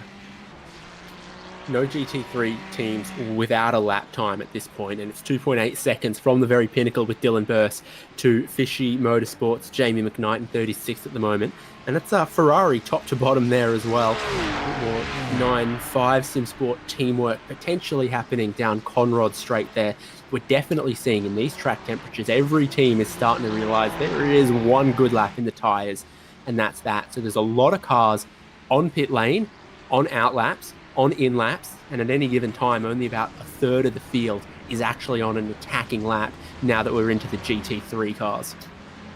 And the track temperature's risen by a further degree, 48 Celsius now, as Liam Reston comes to the line, up into 16th at the moment, but that looks like an outlap or potentially a slow run across the top of the mountain for that beautiful green Mercedes.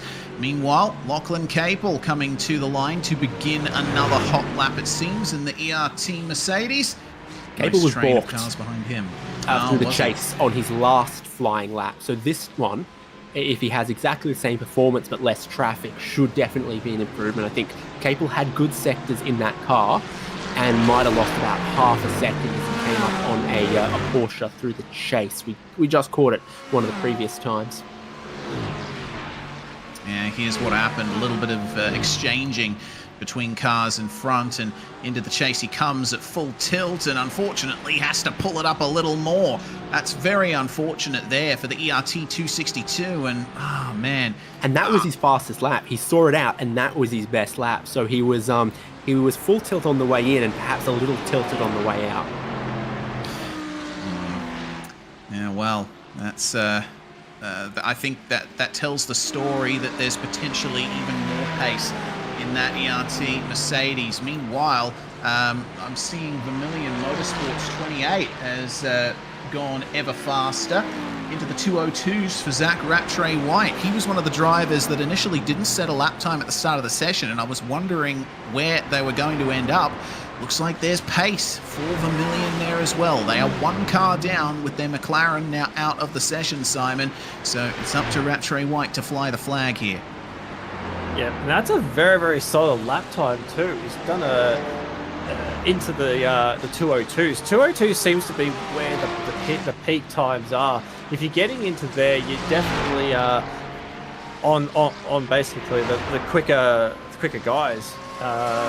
It's where I expect to see the pace. A lot of people seem to be sitting around the 203s, which I would have thought, especially if the temps do sort of keep coming up a bit, that's roughly where we're going to see a lot of people sit. But yeah, at the moment, Dylan Burst is in the low twos, Alex Bird as well in the twos, and obviously we're seeing Zach and Dylan O'Shea in the twos as well. So there's a few drivers that are not far out. Actually, just to speak it, Luke Rosella actually just pops in the 202s as well. He jumps up to P5. So the lap times are coming down. So where I would have predicted the lap times of being, I think we're going to get a lot closer to the low twos, just judging by the lap times we're seeing at the moment.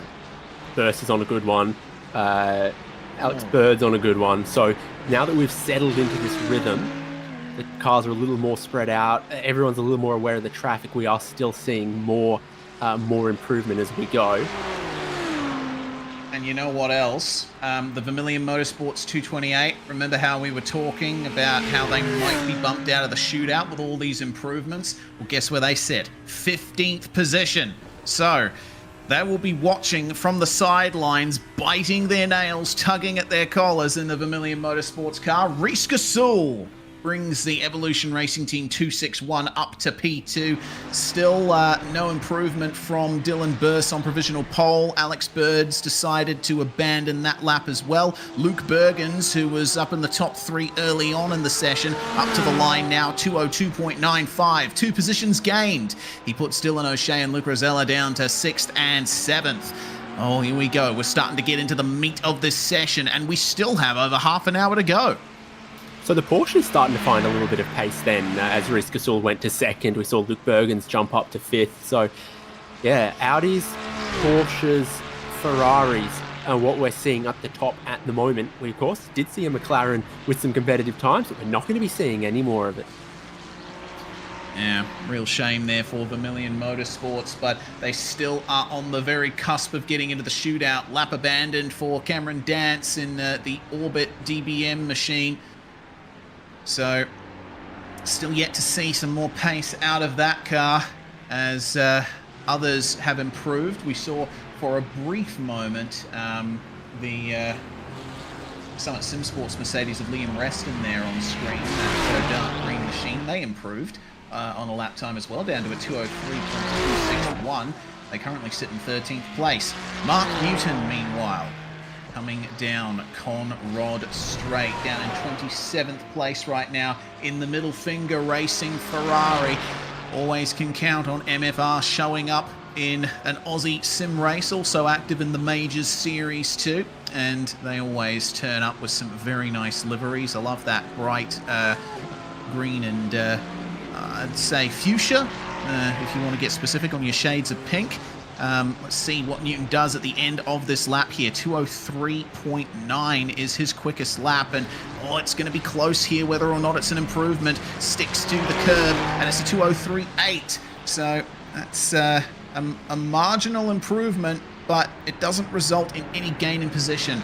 We do have a race control penalty for car 711 for impeding on laps 2 and 5. That is a 4-place grid penalty for the Rogue Sim Sports Blue Porsche here with Craig Roffey at the wheel. So the best that they can hope for right now is 34th place, and that might turn into a back of the grid start if others behind them improve.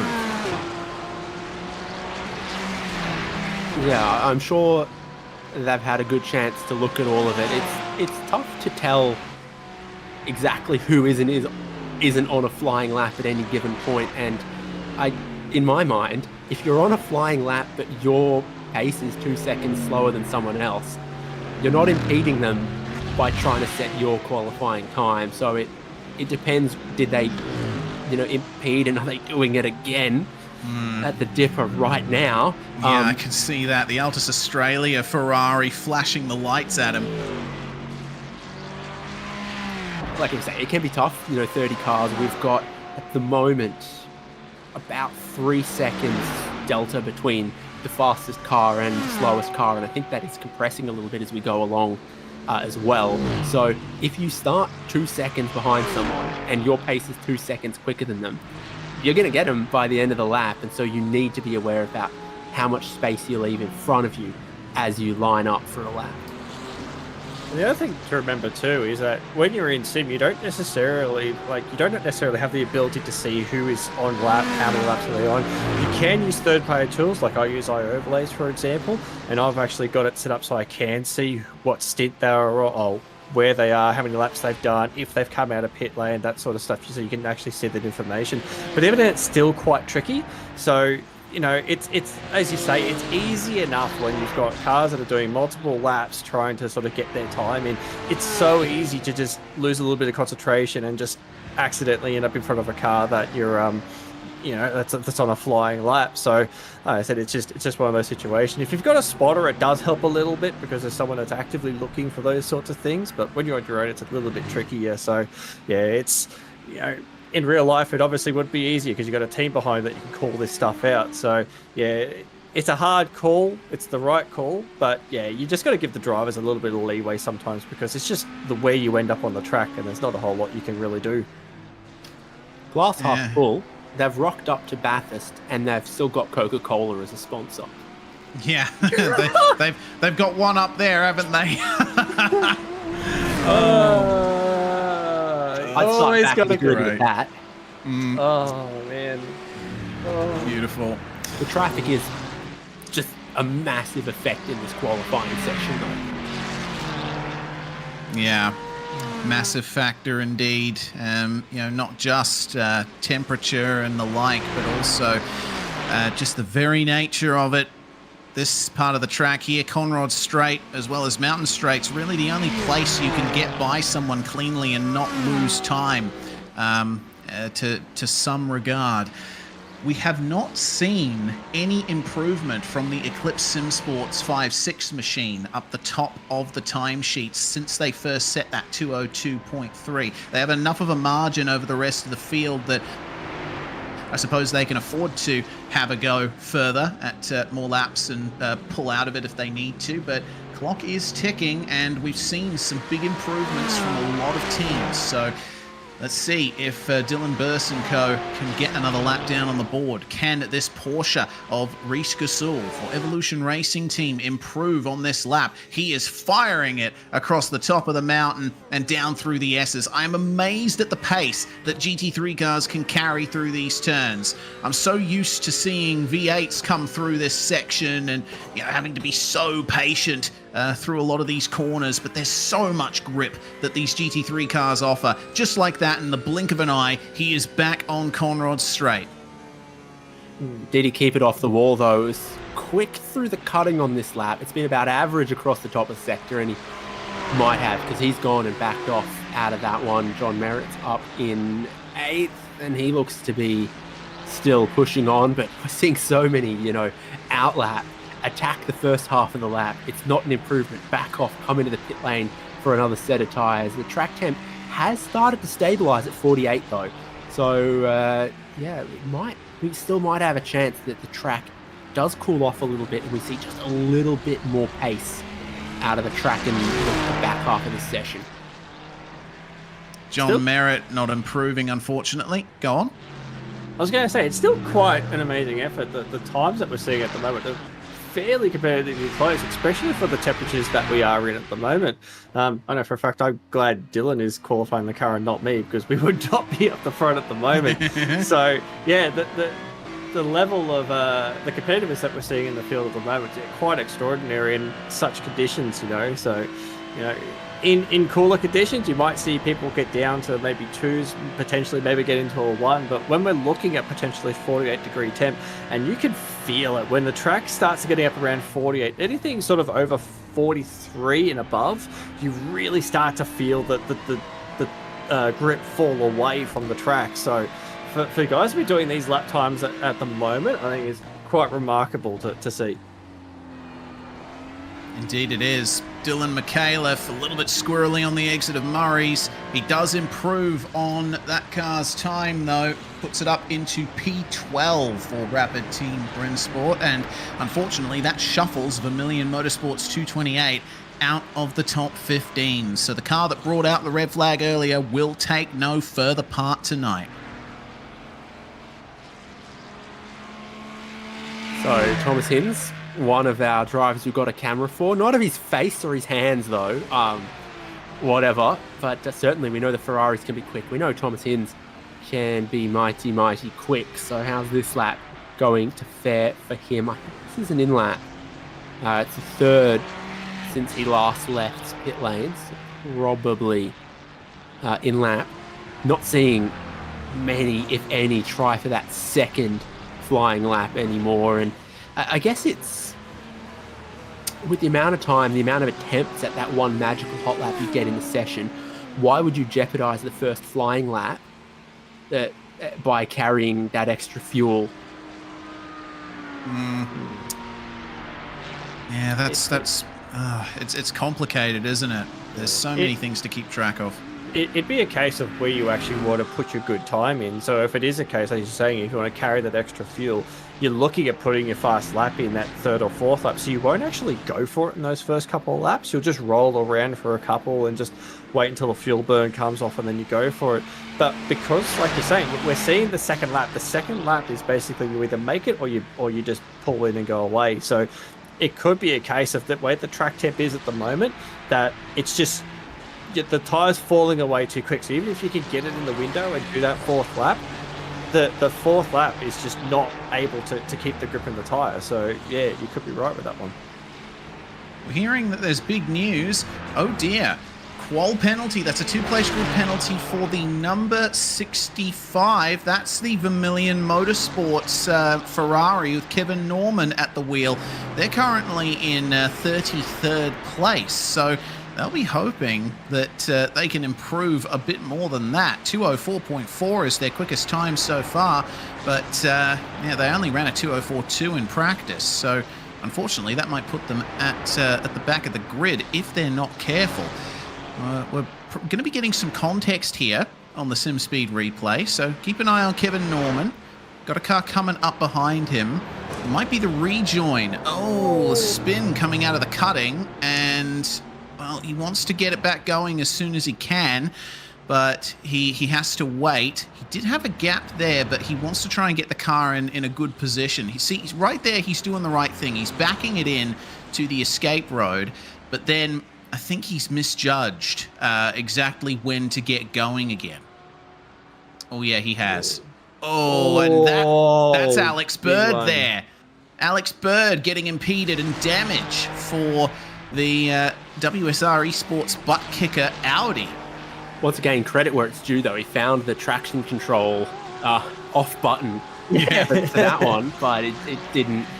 I don't think it flicked how he was expecting to either. He ended up more on the racing line than I think was the intention there. There was a lot of good work up until that moment, and that's what makes it sad for me to see. Yeah, I'm not gonna lie, I was watching him sit there and I'm thinking, oh, please tell me he knows what the traction control button is and knows which way to actually go with it, because all the cars actually go a different direction with the traction control.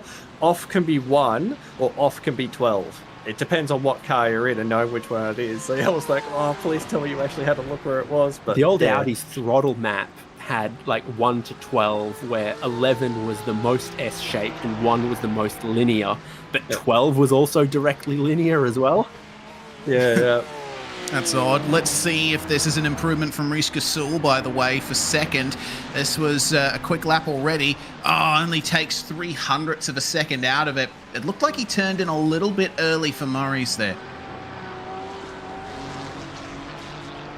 I can have a look at that one. I was just, I mean, at least from the TV camera angles. We'll have to wait and see. Dylan O'Shea gets up to 4th in the 951 car, and just missing out on improving as well, Lachlan Capel in the ERT Mercedes. Let's focus on the cutoff now. Remember, it's the top 15 that get into the shootout session, and Lewis Greathead here in the Bad Touch Porsche is looking to improve, but he'll have to wait another lap or so for that, bringing it into the pits. Marino Morella also looking to try and get into the top 15. 2:03.4, quickest time for that car. The time that the drivers are going to have to aim for is a 2:03.261. That's currently what Liam Reston in the Summon Sim Sports Everest car is sitting on. So let's see what Marino Morella can do here, David. Yes. At the moment, I think just about 2/10 away from that cutoff. It is very congested for that top 15. It's basically smack bang in the middle of the field. Oh, he has to have to go off track and throw away the lap to avoid a spun car in the final sector. Oh dear, that's no good. That's the 7-Eleven. Remember, they already have a qualifying penalty hanging over their heads for impeding. Craig Roffey has unfortunately had a major off at the exit of the chase. Looks like he got over the curb and onto the grass, and that was a massive fishtail from the Porsche. Meanwhile, Lachlan Capel on another good lap here. Looks like Roffey has managed to clear the track. Capel needs less than a tenth to get inside of the top 15, and you definitely think this is one of the driving combinations, one of the teams that probably should be within the top 15, but hasn't been for some reasons like we've seen, like impeding, like how the traffic was in the opening 10 minutes or so, and then the red flag. So trying to piece it together to get inside of the top 15 here, Lachlan Capel and ERT. Oh, again, he can't improve. It's only a hundredth of a second or so. Just mentioning in the chat as well, but the more we look at these lap times and how they're sort of tumbling in this session, I'd be just a little bit wide and caught the grass there, and that's what happened to Roffey. But yeah, looking at the lap times at the moment, I think drivers are going to have to start looking at trying to get themselves in the 202s, because there is not a lot of daylight there between them and there. Like, most of the times are all sort of the 203.2s, 203.1s. So there's only really 2/10 for a lot of these drivers, like Capel. So in that situation, you'd be trying to sort of get yourself as close as possible, even into the 202s. We've got about 18 minutes left in this one, so this is where people are going to start winding up for these hot laps. So I think if you're in the bubble and you're wanting to make sure you can actually get in, I think that's where your reference lap has got to be, to try and get inside those 202s. There's a hot one at the moment from Zachary Trey White, presently 5th in Vermilion Motorsports. Ferrari, one of their last remaining efforts in this qualifying at the moment. And the track looks clear in front of him as well. Yeah, let's see if this is an improvement here. If he wants to gain one position, he needs to gain 1/10 of a second or thereabouts. So out of the final corner he comes. 2:02.9 to beat. 2:02.7 is what he's going to get, and that puts them up into 4th place. Only needs another 1/10 of a second to get in the top 3. Take that as a moral victory as well, being the best performing Ferrari at the moment, and then, you know, shake your fist at Bop or something at some later occasion. I was going to say, looking at that lap time, that last half of that lap was actually really good. Just smashed personal sectors all the way to the flag. So, yeah, Zachary White did a really, really good job. Started the lap well and brought it home beautifully. Yeah, it was a very nice lap there. Exactly what you'd expect. Let's see if Brock Kelly, meanwhile, in 18th place in the Dinnet Racing Ferrari, can improve into the final corner, out over the curb. This is going to be a 2:03.4. Unfortunately, a 1/10 and 300ths down on his quickest lap, but might stay out for another one. No, red flag we're hearing. Someone has come to a stop somewhere. Oh, it's Jack Pickett. That's another problem for Vermilion Motorsports. This time it's the number 65 that has come to a stop, and that's at McPhillamy Park. That looks like a massive crash. Oh. Ferraris always end up looking like this, the way that they're constructed. But yeah, he's shed the rear wing, all of the rear panels, potentially some other damage that we can't see. And we've seen other cars get the curbs as you get light over the crest turning in there. And you can't see from this angle, but from the helicopter, the witness marks of the tyre tracks, he's gone a long way through the gravel. He has. On turn-in for McPhillamy, the rear end just got a bit loose on him, and he overcorrected. Massive smash into the wall. It's like what happened to Paul Radisich some years ago at the Bathurst 1000, and unfortunately, that is the entire rear bodywork detached from the rest of the car, and I'd imagine an awful lot of suspension damage as well. There's no way that he can get that car back to the pits under its own power. So another short break in the session, I suppose, with only 16 minutes remaining on the clock. We are going to have a shootout before the shootout.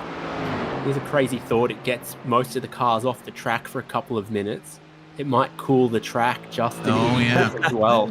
It might. Took the words right out of my mouth. That's what I first started thinking, because that is one thing with this new track model that we've been dealing with. The more cars that are running around on track, the hotter the track gets. As soon as you take some cars off the track, it does start to cool off a little bit. So, no, you've hit the nail on the head there, Dave. I reckon if we have enough time with no cars, this will be right what we need to start really setting some lap times. Yeah, it could be a difference. Car driver, give us a wave. I can tell you're listening. Yeah, Dan Stevens always has the SimSpeed broadcast on in the background. Interesting to see that he's using the sequential lever to shift gears. He does like to go old school, doesn't he, does Dan? I just noticed he's turned the force feedback down. He's only driving one-handed. Yeah. Well, I'm certainly familiar with that. He does have a direct drive rim on, and I can see it shaking a lot through the corners. Here's the aerial view of the difficulties for Vermilion Motorsports, and wow, yeah, looking at that, difficulties is a understatement of the year. It wobbled so early that he almost didn't turn at all and went straight through the gravel, straight to the barrier, and a big hit that obviously, knocked the motor and the drive out. This is the cue for when we do get that green flag in a second. Oh, goodness me. Looks like we've just gotten it. Oh, yeah, bit of contact in the pits there as drivers were trying to get up to speed. That's the pole position car right now. Have a look at that. Dylan Burse is wasting no time trying to get to the front of this queue. Look at that. Once again, it's John Merritt in the Ferrari up the front of this train. He's doing all the right things as John Merritt, and it's got that car solidly into the top 10. But now we wait and see which drivers can get themselves the space they need. Dylan Burse is looking rather aggressive here on the outlap. He wants to get some clear air ahead of that Audi. This might be the opportunity that they get to finally improve on that pole position time after hovering on the verge of improving on it for pretty much all sessions since they first set that 203.3 right at the start.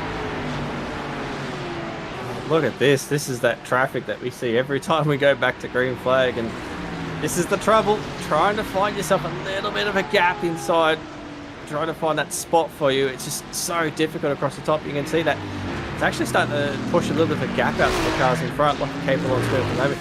This is a really good opportunity for Capel, actually, because he's going to be around some drivers and he can possibly try and get a draft off as well. And I think that's partially what's been the sort of hampering Capel a little bit, is that he's having to do a lot of the lap times out on his own. So maybe having a draft from another car around them might actually benefit him quite a bit in this one. Yeah, this could break up the 9-5 crew as well. Actually, no, both of them have made their way past Capel, so Capel will have two cars working together ahead of him. We'll be hoping to work with them as Merritt is about to cross the line to begin the first of this final salvo of qualifying laps here in the open GT3 session before the shootout begins. On board with Capel, he is close enough to the 9.5 Ferraris that he will have a slipstream up Mountain Straight.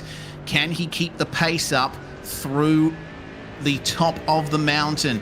He does have Brock Kelly in the Dennett Racing car behind him, and well, both of those cars are sitting just outside the top 15. Dennett Racing in 18th, ERT we're on board with in 17th, so it's crunch time now for all of those drivers. we're about to get an idea of what some of the sectors are looking like. The first micro sector is basically just horsepower up the hill in your exit from turn 1. Your second is your way through here and through the cutting. And there's not a whole lot of personal bests out there. The track not had a big chance to cool off as the cars were off it, but the sun was still on it. It's some drivers around the top 15 that have a chance of improving though. Lachlan Capel, no personal bests just yet, but Ben Holliday's got one, and Marino Morella's got one as well. Yeah, so keep an eye out for the drop bear in Cosi 968 at some point once they get to the start-finish line. This is very close quarters. It almost looks like the opening laps of the 12-hour. Of course, they'll be taking place in the dark when we get things started tomorrow morning. It's going to be bright and early for me. I'll have to get up at 5:15 in the morning over here in Perth. That's one of the 9.5 cars pulling out of that lap, and Lachlan Capel will have very little, if any, slipstream down Conrod Straight. Not looking like a very good lap at the moment. Has not really set any big purples or personal bests across here, and sort of was a bit farther back in the draft. So we'll wait till he gets to the line, but I don't think this is going to be a big improvement. And see the other 9.5 car back into pit lane, so the reset and go again. But see what happens as they come out of the final corner, coming up to the line. Not a bad effort. So got a flash from the car behind as well, so car behind wanting to get on with it too.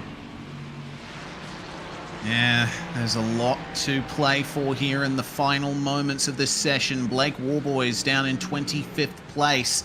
I'm not seeing any real changes on those first laps, so maybe the track is too hot for any meaningful improvement from a lot of these teams. Warboys 2/10 off there in the Mercedes, and looks like that's going to be the majority of the group done with their laps. Ian Ford, though, down in 24th place. He's behind Reece Gasol. The Evolution Racing Team car that is currently P2 has backed out of that lap, and I think Fordy's going to be grateful for a little bit of extra slipstream there. Car very slow. Jason Bentz in the XCM 100 machine. Let's see what Ian Ford can do as he comes down to the line. Current lap time, 2:03.672. He's only half a tenth behind the Pie Floaters number 18 machine, and I don't know if he's pulled out of that at the end of the lap or if this is going to be an improvement. 2:03.76. Again, no improvement. I think the track's just too hot. It seems like it. There's a couple of cars that have been, well placed with a tow, well placed with the traffic, that have just fallen a couple of tenths short of lap times they were capable of earlier on.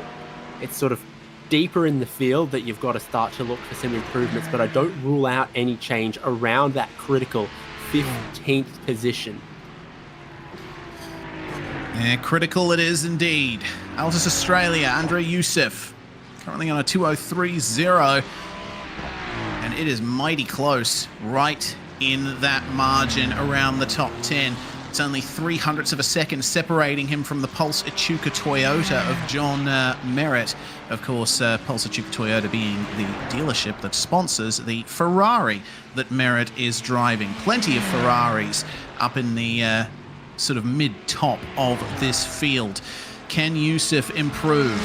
The track is still sitting at 48 degrees. It shows no signs of cooling down.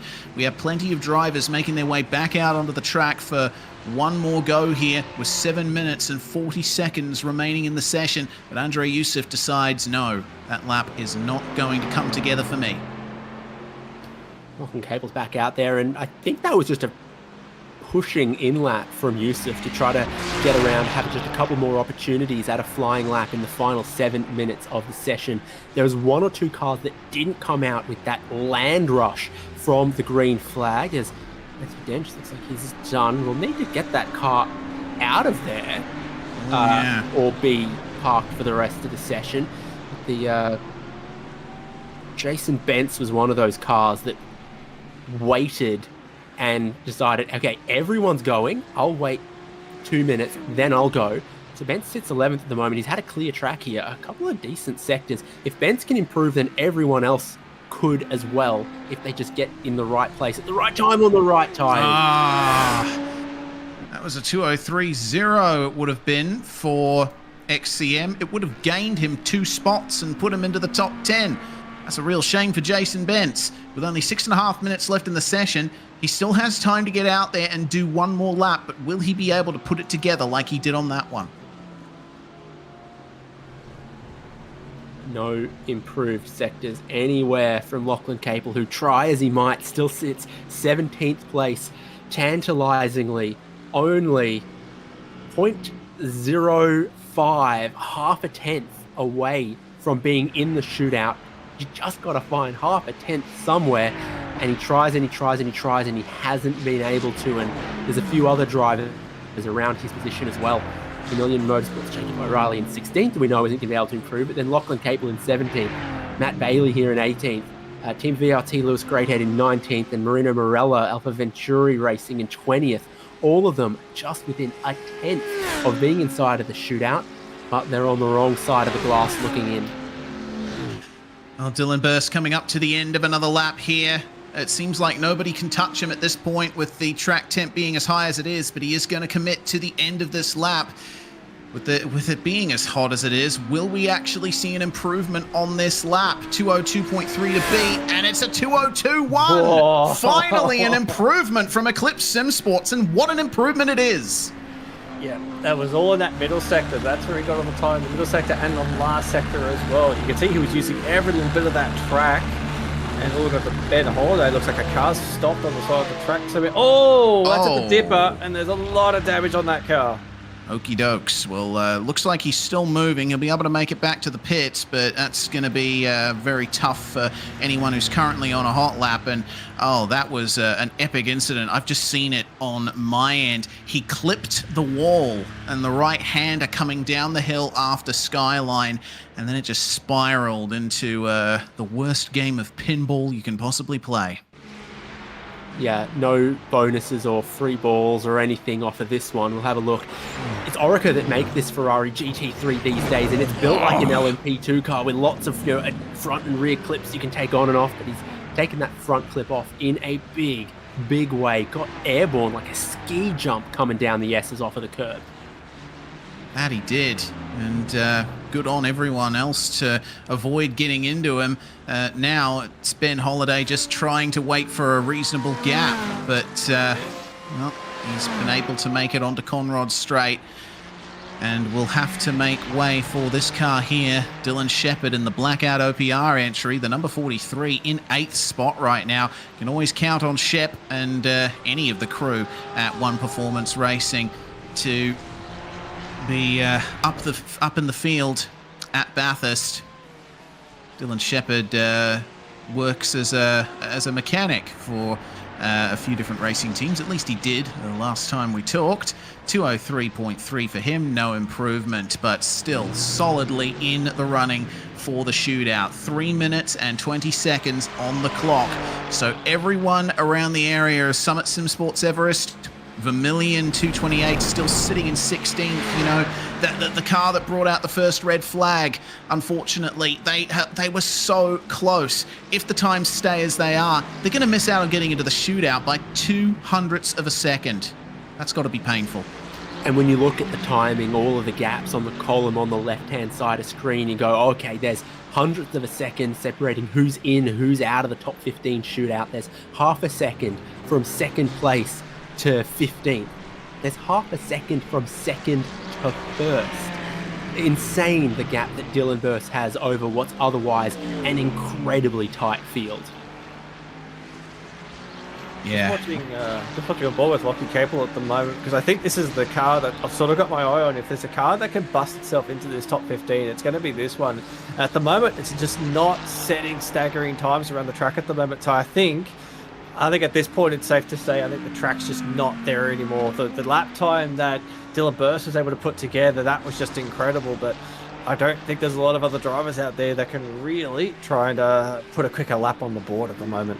What about Morella in Alpha Venturi Racing? Yeah, that's a car that we're looking at as well. Marino, of course, is known for being quite a quick driver himself, and Alpha Venturi Racing have always been, knocking on the door of getting into the big game when it comes to lap times. Let's see what this lap turns out to be for him. It actually looks like it might be an out lap, or potentially an in lap as well.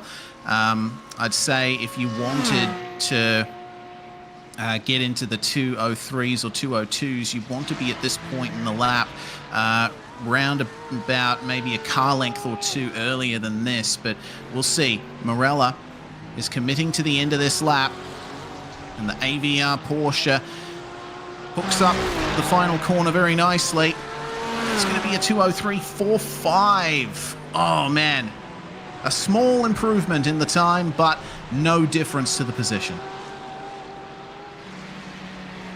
Shows to show exactly, that's where the pace they've got. That's where they're at, is they just nail that speed, that lap time once again. Everyone who's heading to pit entry now, their qualifying is done. If you're in the top 15, see you again for the shootout. If you're not, bye-bye. Jens Kusha, just no traction out the final corner there. That car stays in 21st. He only missed out on improving his time by 100th of a second. That probably was all in the squirrely rear end coming out of the last turn. Anyone who's currently starting a lap will be able to finish it. 20 seconds remain in the session. Who is going to make it around for one more lap? We'll just keep our eyes trained on Reece Gasul here. He's on a hot lap right now. Can he do anything to overcome that massive time set by Dylan Burst just a few moments ago? He's fully in control coming down the S's. Beautiful to watch this Porsche strut its stuff across the top of the mountain, but it looked a little bit offline there coming out of the dipper. Will he be able to hook it up? Checkered flag officially flying in the session. He's half a second down on his best already. This lap's gone for Reece Gasul, unfortunately. Dylan Burst got to the line just in time to start another one, and he's up on his personal best. There'll only be a few cars left that could still improve in this session. We'll keep an eye on that top 15 that are headed for the shootout. Lachlan Capel, he's not getting a... Did he maybe get a toe off his teammate? He's up. He's up, but it was not that good of a toe that he actually got off. He actually rubbed the wall on the exit of the quarter two, so I'm not sure if it's actually going to 0x the lap, but he's going to have to really dig deep in this last quarter to try and get a time here. Out of the turn he comes. 203.313 to beat, and it's again half a tenth of a second. Lewis Greathead, one of the next cars to come to the line. 19th place for him.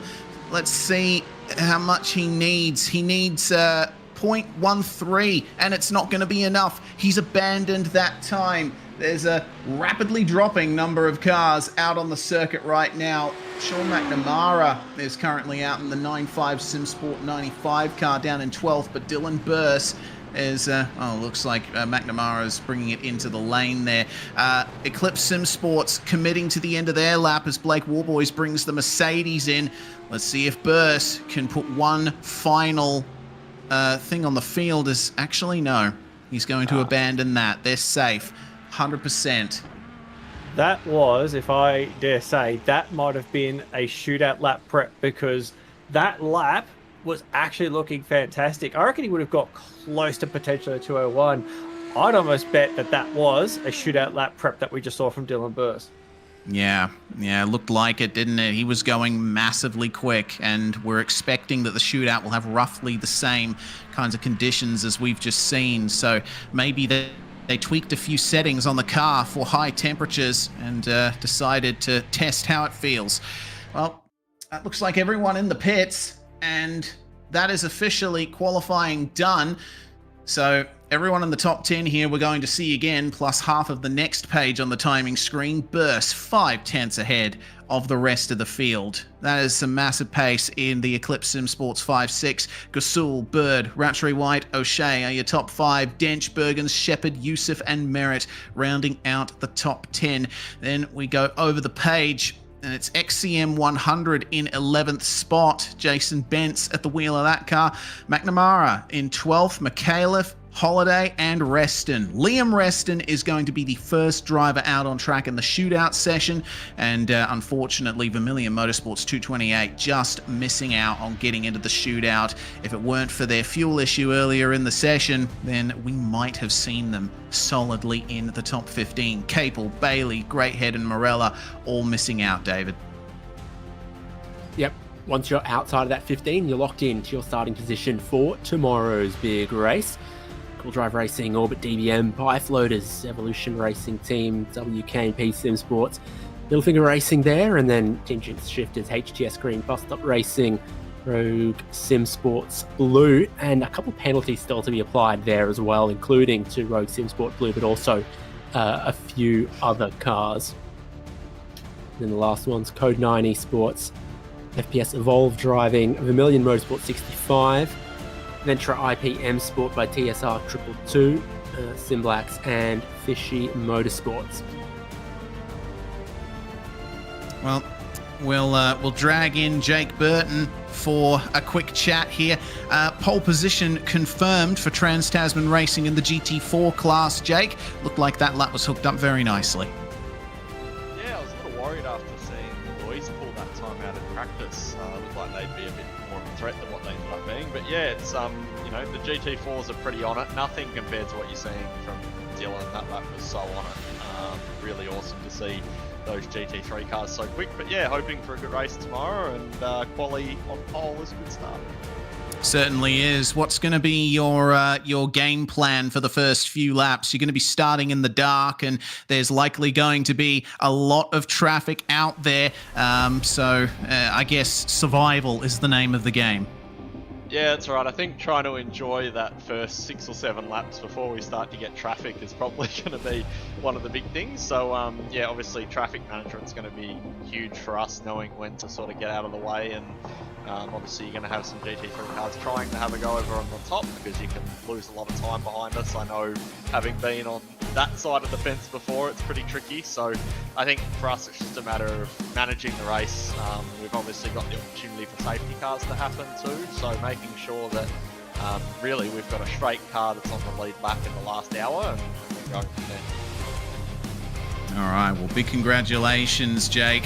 Hopefully we can get a chance to talk to you again at the end of the race tomorrow. It's going to be a long 12 hours. We wish you and TTR the best of luck, and thanks for joining us. Thanks very much, guys. Have a nice call tomorrow. Jake Burton, pole position in GT4, David. It's magnificent to see that there's so much pace in both of the classes here today. We are getting straight into the shootout session. Everyone outside the top 15 is going to go and grab a can of their choice, crack it open, and have a relaxing time watching some of the best in Australian sim racing strut their stuff around the mountain one at a time. Of course, we have the number 55 out on track first. Liam Reston in the Summit Sim Sports Everest car is currently on Conrod Straight and gearing up for that first hot lap. The track is remaining at 48 Celsius, so this is going to be a very tough time for every driver involved. What you do get, though, is the whole track to yourself to prep as you see fit. You're not rushing around trying to keep that track position. But then the pressure ramps up at this moment here when you open the throttle to start your one and only flying lap of the shootout. There's no second chances. There's no second guessing. This is where it counts. Into turn one then for Summit Sim Sports. Just clip the inside of Hell Corner, use as much of the curb as you dare on the exit, and then hope that you can get the run out of the corner for the long run up Mountain Straight. As you said before, David, it's all about horsepower, and the Mercedes has plenty of it. The big, throaty, naturally aspirated German V8 has to back off a bit coming into turn two, stick to the inside. There's a big crown in the road. You need to be on the inside of the corner to get the best run out of it, and then it's all down to how brave you can be coming across the top. I once heard someone dynoed one of these Mercedes GT3 engines without the restrictors, and it's approaching 800 horsepower. You don't quite get that in this GT3 spec. What you are getting is precision from Liam Reston, who knows that if he goes off the track or if he scrapes the wall, 15th is the best this team will start from, but there's an opportunity here to give it all, to lay down a good time and start better than 15th than they got in that first qualifying session. A shootout is always a chance for an underdog to lay it all on the line and try to go for something better. Well, into Forest Elbow he comes. The Sector 2 time looking pretty good there. He's so close to the wall coming out of Forest Elbow. Remember, this is a warm-up session, not a qualifying session. So if you clip the wall somewhere around the lap, your lap will still count. So there's no need to try and back it off across the top of the mountain. You can go as hard as you like. Into the chase. So late on the brakes. These GT3 cars have got massive anchors on them. You can see them there through the black wheels. Massive brake discs. So much power going through those stopping devices. To the end of the lap, he comes, and this will be the benchmark that everyone wants to beat. Liam Reston, 2:03.196. Let's see who can beat that. Critically, a little bit quicker than that car went in qualifying as well, where their best was a 2:03.261. So just finding about half a tenth from the all-in qualifying to the shootout. That's a good effort. For all the reasons we talked about, that one lap in a shootout can be very stressful. Sometimes you do take it a little more conservative. Well, speaking of conservative, it's the opposite of conservative coming through the S's for Ben Holiday in the in the drop bear and Cosi 968. This is a car that has certainly had shades of good pace. Remember, we saw Holiday stopped in the runoff area at turn 1 at the very end of the qualifying session. It looks like he was given permission from race control to tow back, so we didn't get a red flag from that. And now it's all down to the first of the Ferrari contingent to see what the 296 can do on its own around a very hot Mount Panorama. So the benchmark time at the moment to beat a 2:03.197 will track the sectors as the Ferrari goes. Certainly not expecting it to be a car that's quite as strong up and down the mountain, but it looks good across the top sector, and it looks good so far. Yeah, it looked like a clean run through Hell Corner. Took a bit more curb on the inside than Liam Reston did. It's all going to be down to the first sector here. Down 2/10 on the current benchmark. Yeah, unfortunately. Sector, but it's the rest of the lap where I think a Ferrari can still make some of it up. Yeah, indeed. For those of you who are unfamiliar, on the broadcast we're using 3 timing sectors, but iRacing actually uses 5 timing sectors for Mount Panorama. So Ben Holiday still down, but it looks like he's actually managed to gain a 10th back. 24.013 in the second timing sector. Combine that with the 23.0 for Sector 1, it gives you a 47.0 for the first of the 3 timing sectors on the broadcast. Let's keep an eye on this. Still a 10th down on Liam Reston coming down the mountain.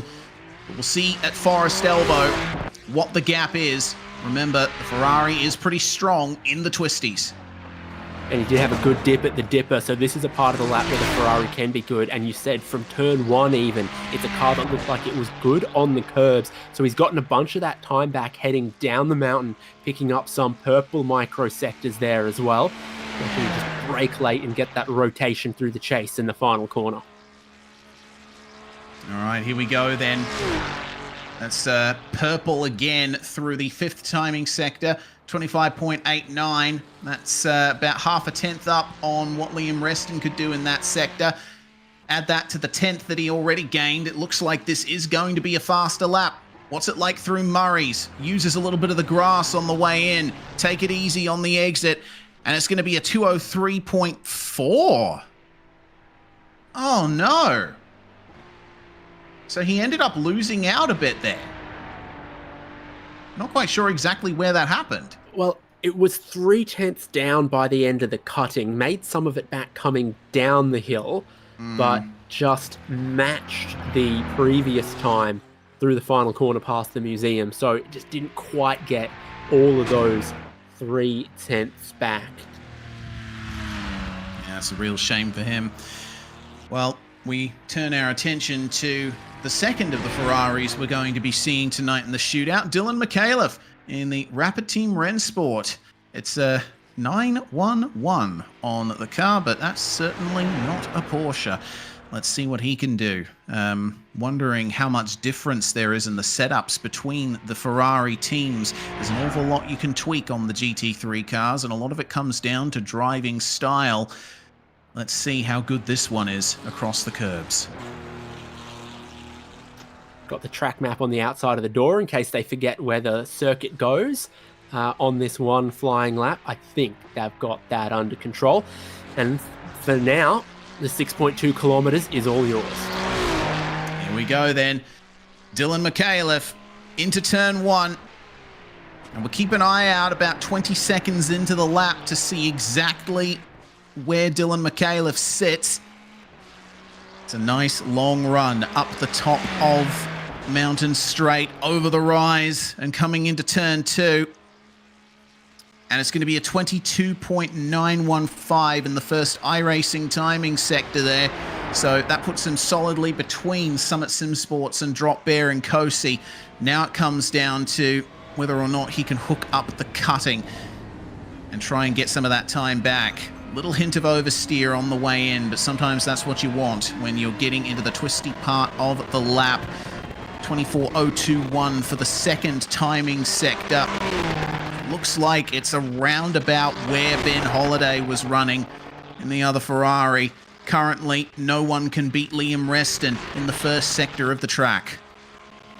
Yeah, at the moment, it's tracking to be sort of right in the middle of the 2 lap times we've already seen. So not a bad effort, still a good lap, but not really troubling that first time we saw out of Liam Reston. Mercedes, I guess, on an empty track, pretty competitive by the looks of things.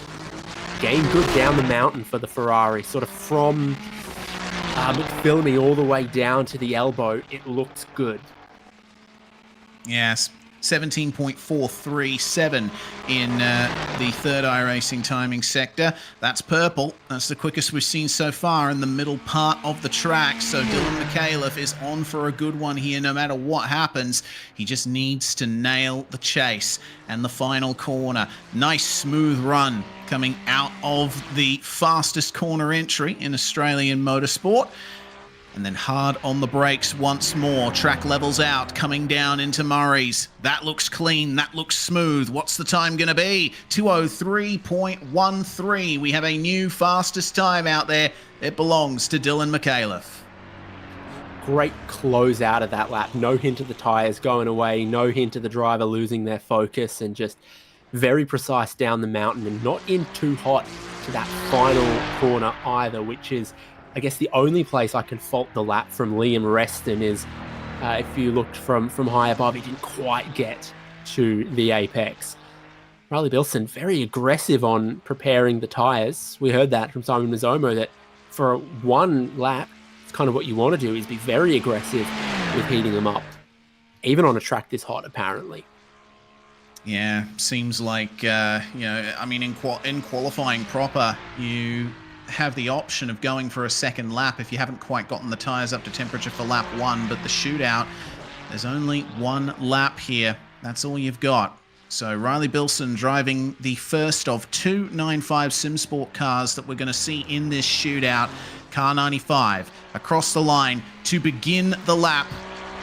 And it all comes down to Hell Corner. This is one of the places where the lap can be made or broken. Nice and late on the brakes, smooth entry, tips it in, and wow, there was barely any complaint from the car at all through there.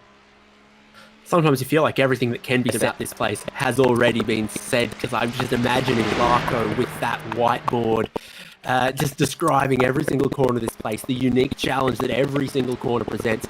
The iRacing version perfectly laser scanned. You've got that little bit of camber through Griffin's Bend here. You've got the curbs modeled exactly the same. The elevation, millimeter perfect the whole way around here. So it's got all of that challenging characteristic that has made this place so famous, and Riley Bilson is experiencing it one-on-one right now. Yeah, setting personal best sectors. He hasn't quite been able to touch the first 2 iRacing timing sectors from Liam Reston yet. This is looking like a bit of a middle-of-the-road lap. It was a 24.12 in iRacing Sector 2. So that's currently the slowest that we've seen. 17.5 through the third timing sector. I think it's all going to come down to Conrod and the run through the chase for Bilson. Otherwise, he could be starting near the back of this shootout grid. Yeah, and another hint to the rear, sliding out as he's ended up wide offline and found the wall at Forest Elbow. So this car's looking, if anything, a little too pointy in places. Yeah, potentially he was a little over the margin, over aggressive, heating the tyres. This will be very interesting indeed coming through the chase. Coming through into the corner, another nice smooth turn in. But a little bit too much grass there on the exit. I think by now he realizes this is not going to be a quick lap, but he has to commit to the end, get a time on the board, otherwise he's guaranteed to start 15th. What's it going to be from Riley Bilson? 2:03.7. That's a real shame there for 9.5 Sim Sports. Now, if no one does worse than them, that will be 15th on the grid for tomorrow morning. Now it's time for Jason Bentz in the XCM 100 machine, asking for an update on track temp. It hasn't changed. We're remaining at 48 degrees Celsius, so it's really a stinking hot track out there right now. Not quite into the 50s range that we've seen in the past, but still, it can't be fun out there as Bentz prepares for his lap. Yeah, so at the moment we've got first and second in this shootout that have gone quicker in the shootout than they did in qualifying. And then we've got Drop Aaron Kossi and 9.5 Sim Sports that we've just seen couldn't match their qualifying performance in the shootout. And in the case of 9.5 Sim Sport, they've fallen half a second short of their qualifying performance. And that's what we love about the shootout. That level of jeopardy, though, is, a little mistake and suddenly your one chance hasn't gone the way you were hoping. That's what Jason Bentz is about to face up to in the first Audi we're going to see in the shootout. Yeah, the Audi is the quickest car out there if you are someone from Eclipse Sim Sports. Certainly WSR as well. Let's see what XCM can do in their Audi as Bentz gets off to a start here. Look at that. It's tipping into the first corner very nicely. Not seeing any hint of trouble from the car through Hell Corner. But the top of the mountain is where we're going to really get our eye in on how the car behaves. Through the first timing sector, Jason Bentz will go. And that's again, exactly middle of the road. I think that's third of the 5 we've seen to this point. It really just judges how deep you braked into turn 1 and how good you got the exit off of that corner up the hill. And then you get into the part of the lap where the corners come up much, much more quickly. And for Jason Bentz, he's trying to beat a 23.9 in that particular sector. That's what he gets. So this lap is middle of the road to sort of second place, tracking for, I think, second or third at the moment. Yeah, okay. Let's see what he can do through McPhillamy then, across the curbs. How's the Audi look through McPhillamy Park, across the exit curb, barely touches it. He's committing to making sure the car stays stable through the S's here. Dipper, a little bit narrow on entry. Oh, that's going to cost him a bit. Into the wall on the inside and the outside. Unfortunately, I think that might be the lap done, but he will have to commit to it. Yeah, he'll see it out, but there's no way he didn't lose at least a couple of tenths through the dipper there. It was squirrely on the way in. It pushed wide out of the dipper, and he got the concrete 2 sides there. Just a nice little scrape on the otherwise beautiful paint. And it could still be 4th of the times we've seen so far, but it is not going to be the quickest. Well, commit into the chase. Smooth turn in there from Jason Bentz, who's run quite a few V8 Scops Bathurst 1000s. He knows this track like the back of his hand. And into the final corner he comes. You see barely any pitch from the Audi on the way down on the brakes, and a little bit of grass on the exit. 2:03.5. That is going to be 4th of the 5 times that we have set so far. 2 tenths ahead of Riley Bilson in the 9.5 Sim Sports Ferrari. Next up, John Merritt in the Pulsar Chuka Toyota Ferrari. The track conditions on show there as well, that it's just still so hot, so slick. The rear was giving up before the front of the car was on the Audi. Just a couple of places. Yeah, he asked a lot, like you do of a car in a shootout lap. and the rear just slid a little bit too much, cost him speed, cost him getting to the power in some places. Just saw him give a little kiss on the wall. John Merritt's had pride of place in the pit garage closest to the pit exit. That's given him a lot of clean air in the 1 hour qualifying session, but it wasn't as clean as this, the shootout. He's the only boy at the dance right now. Yeah, let's see if he's got those moves. How will he moonwalk across the top of the mountain here? John Merritt into Murray's corner to begin his one and only attempt at improving that car's place in the top 15. Let's ride on board with John through the first part of this lap. Hard on the brakes for the first turn here. And once again, not seeing much in the way of complaints from cars when they go through the first turn, but I think from the cutting onwards, that's where all the energy starts getting put into the tyres. And all of the teams that have yet to go out there will have been watching these shootout laps. They'll be seeing what the tyre prep is like for the other teams and whether or not they can afford to be too aggressive on their tyre warm-up. The steering wheel never stays straight from Griffin's Bend all the way around to Forest Elbow as well, so the heat just continues to build into the tyres as you ask lots and lots and lots of them with the downforce on over the top of the mountain here. How's this lap tracking so far for John Merritt? Again, I think this is looking third-ish at the moment. We'll see if he holds on to it and where the strength of the Ferrari can be. Yeah, got a little bit more to take out of it if he wants to overcome Dylan McAuliffe's fastest time there. Remember, 2:03.1 is the benchmark, and Merritt was able to run a 2:03.0 in the qualifying session, but unfortunately dealing with a hot track still and all of the pressure of a single lap counting. Into the elbow he comes. Not seeing any mistakes from him so far. Did just brush the wall on the exit of Forest Elbow. Now he can have a little moment to rest, flick it up into 6th gear, and plan the entry into the chase.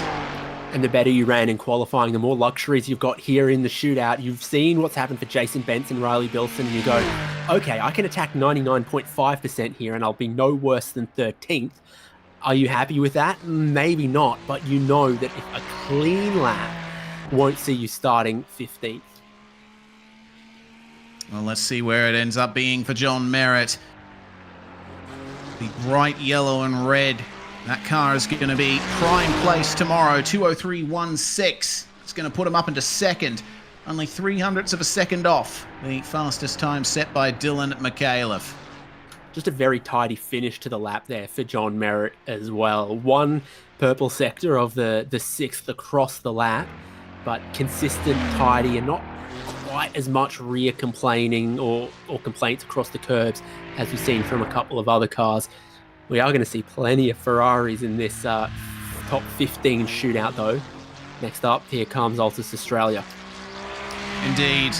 Formerly Pursuit Sim Racing, that team was absorbed by Altus Esports to create the new Altus Australia squad, and we saw them take part in the V8 Scops Enduros in 2023 with this very livery, green and gold in the typical Altus style. Let's see if Andre Youssef can put that car up the grid. It was a good time from him in qualifying, 2:03.029, but apparently in the shootout, it's a lot more difficult to get that kind of time on the board. Will he be able to move down the order here and get this lap off to a good start? I don't think we'll be able to. We'll see much on the way into Hell Corner. He got back on the brakes there for a moment. I was looking at him in chase view in the sim. He got off the brakes and then back on, carried them past the apex a little bit. That might have hurt his run up Mountain Straight. Yeah, it was an inch wide of the apex. It was a little wide across the AstroTurf on the far side of the curb on the exit there as well. So a very, very hot start to the 6.2 kilometers of Mount Panorama. I think through Griffin's Bend here, it's a little tighter. He doesn't get as far across that exit curb as some do as well. So might have realized we just got to keep this lap together. Shallow entry to the cutting. The time is not so bad off the first sector though, despite what we both saw, and it's not bad through the cutting either. So again, if he just finishes this out tidy, he'll be ahead of John Merritt. This will be a very fun lap to watch from Andre Youssef if he can pull this off. Through McPhillamy, just a little lift. You barely use the brakes at all in a GT3 car over that corner. Bouncing over the curbs. The Altus Australia machine is looking very stable on the way in, and that's a nice line through the dipper as well. Is this going to pay off for him by the time he gets to Conrod? McPhillamy, he was also all over the apex curve, so he's gotten right to the tight lines through a lot of these really precise places over the top of the mountain, right up against the concrete in every single which way. No purple sectors yet, but every single little micro sector, he's been the second or the third fastest car. You string it all together across one of the largest tracks that are commonly used in world motorsport. And there's a purple sector down the hill, so 2 more braking zones to go to see it out. This could be the best we've seen so far. Let's see then. Hard on the power coming out of the chase. Andre Youssef has 1 more corner to go, and then we'll see this lap defined. It was a very quick 5th timing sector. Will he pull it off in the 6th one? 2:03.0 for Andre Youssef. That is a new provisional pole time. Beautifully done. Yep, fantastic. Just matches the qualifying time there. Straight into the shootout again with a 2:03.0, best we've seen so far. And this is what we're talking about. Was it just a little scruffy through the first corner at Hell Corner, but the rest of the lap I think was immaculate. Yeah, he certainly made up for that tiny error in the first turn with the entire rest of the lap. Because the line isn't what we were expecting, but the stopwatch didn't hate it, and that's the only opinion that matters in qualifying, baby. Indeed, it's all about the numbers. And speaking of numbers, 43 is out on track right now. We saw Dylan Shepherd in the Blackout OPR Porsche towards the end of qualifying, but Luke Rosella has jumped back into the Porsche, the first Porsche that will take part in the shootout here. Let's see what he can do. Rosella has always been a quick driver, driving for Synergy Sim Racing for quite some time, joining the OPR squad for the 12-hour. Lap is off to a good start already. That's looking nice and clean through the first corner. Maybe went a little wide on the exit, but that's not going to matter. Yeah, it was out wide, but the car was still pointed straight. Looked like the car still got to the throttle, and this is the first Porsche that we're going to see. We get to Reese Gasol as the penultimate car in the shootout, and so see exactly where the Porsches might stand on one lap. No tow, no draft, no traffic. Should be a pretty good car in the braking zones. Now let's see what the braking is like here coming into the dipper. That was nice and late. Sticks to the inside and then over the little bump on the upshift into 3rd gear. Tracking ahead of Youssef at this point. Oh, okay. Looks like this is going to be a very quick lap from Luke Rosella, but he just needs to keep it out of the wall through this section of the circuit. Widen the turn in as much as he can. Hit the curb on the outside, clip the curb on the inside, and the outside on exit. Nice and deep coming into the S's. Look at how much curb he's using through the S's. He knows he's on a good one. The line through the dipper is where the current best time of Andre Youssef was really, really tight. Luke Rosella's done well through there as well. Big downhill braking zone and then also turning the car in through the very, very tight elbow. It slides out just a little bit right up against the wall. Good throttle placement. This lap is going well. He's tracking faster than Youssef through all the sectors. He's tracking fastest of all through 2 of the sectors so far. And once again, you'll know you're on a good one and you're thinking, where do I brake after the chase? And that is the question.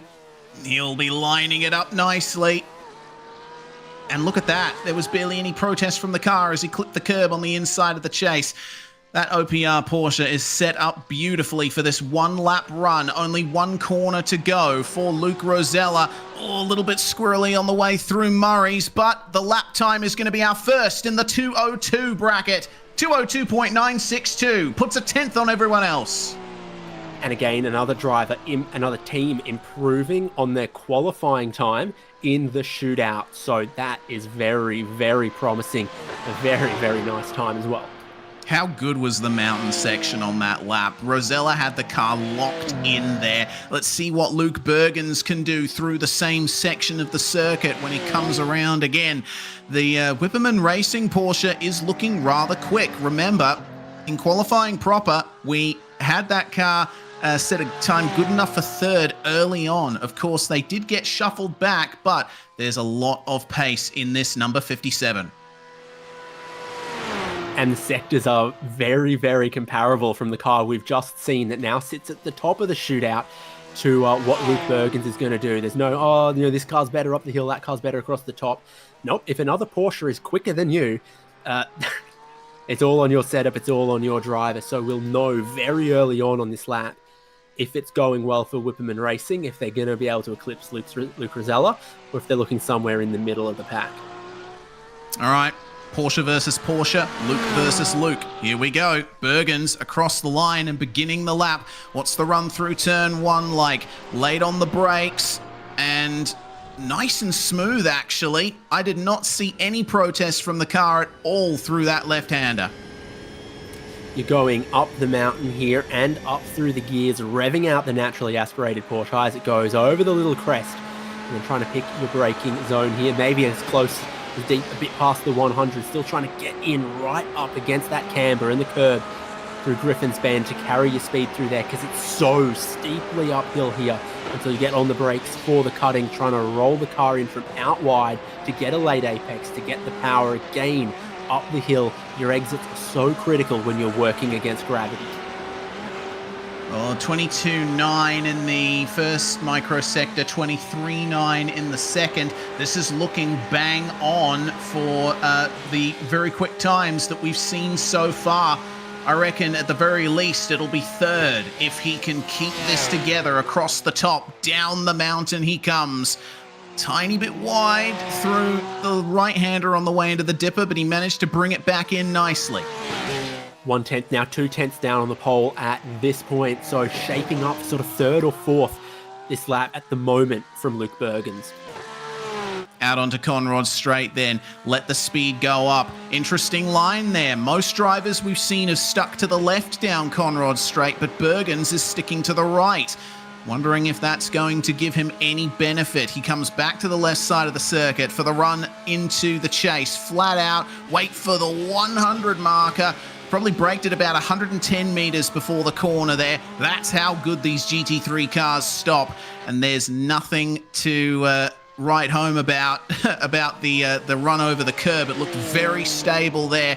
Doesn't quite clip the curb at Murray's. And now it all comes down to a 2:03.044. That is second place there. Super close times, but Luke Rosella remains on the top.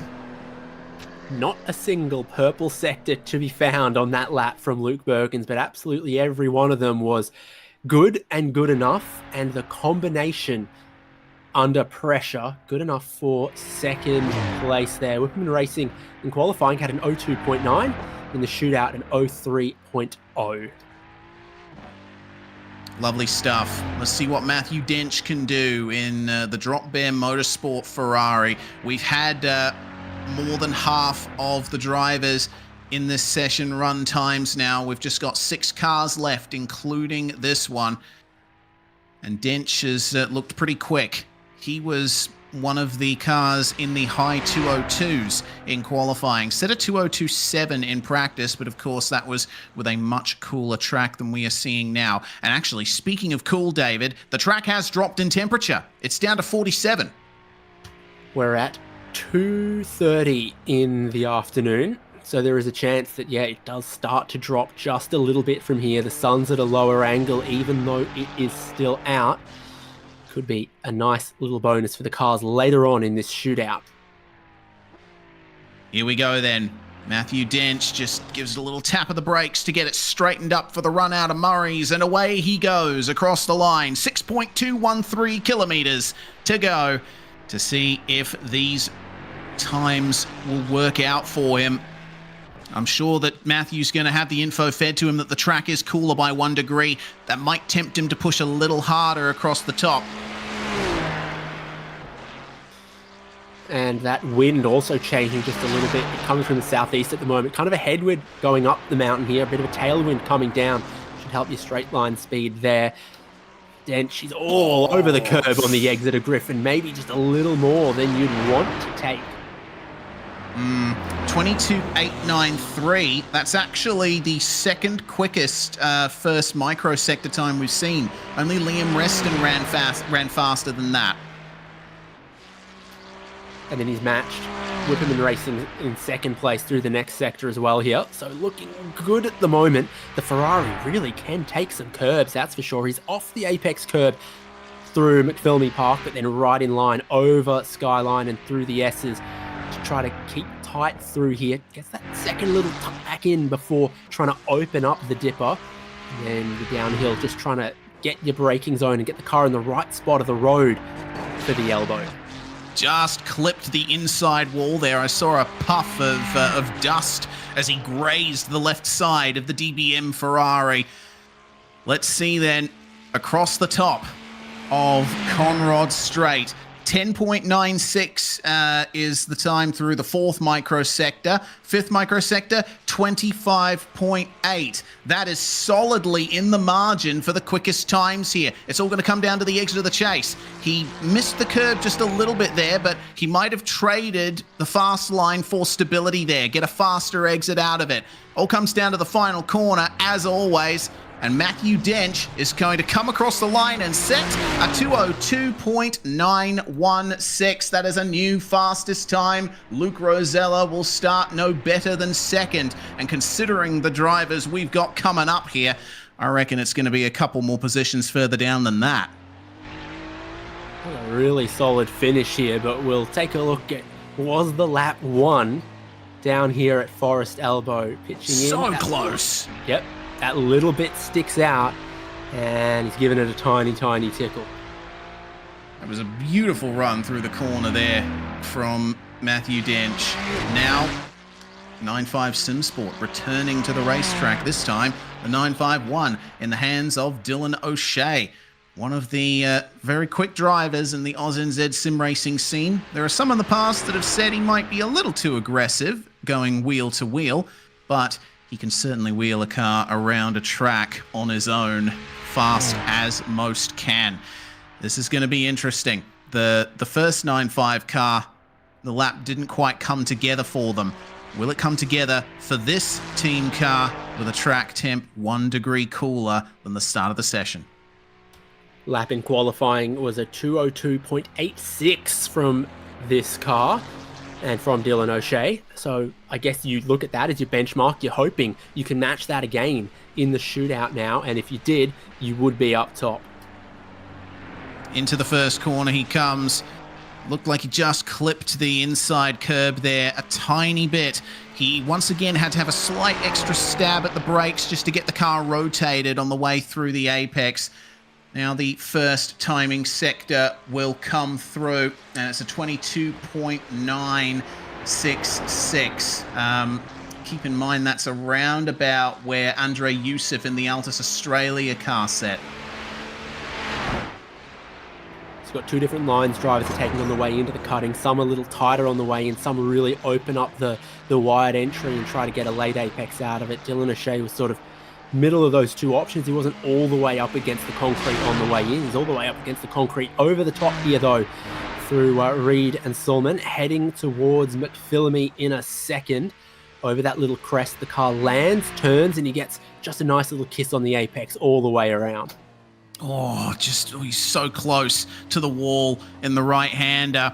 I saw some sparks go off the car there. It looks a little bit unsettled through the S's. It's moving around a little more than I've seen other cars do. Narrower entry into the elbow. Sometimes that can work. It's a nice, clean run out.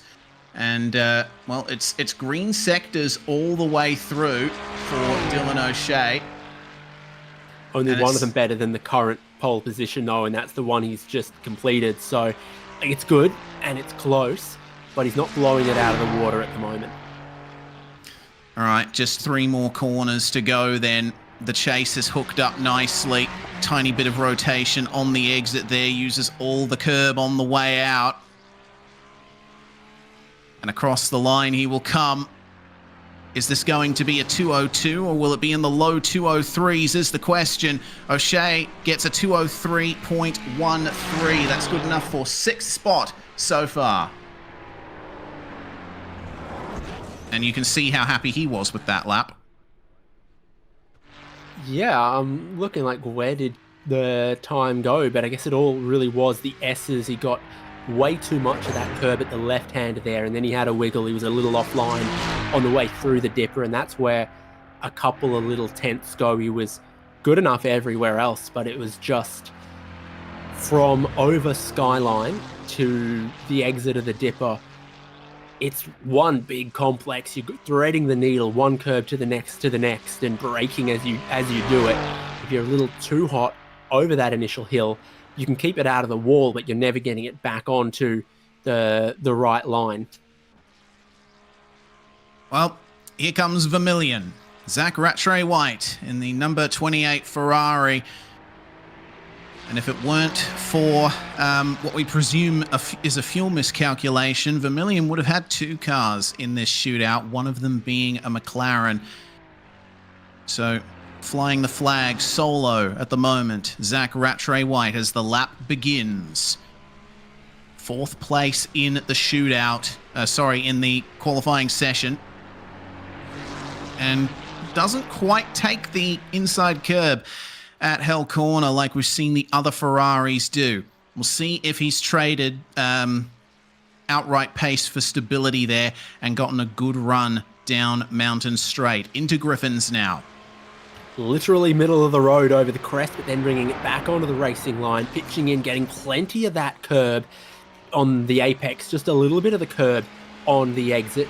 Good enough so far, approaching the cutting, not all the way out wide, but really tucking it into the apex there, and no hint of the rear sliding like has been the key problem. Trying to get traction out of the slow corners for a lot of the other competitors is just running out of a rear grip. So it's looking pretty stable and doing well so far.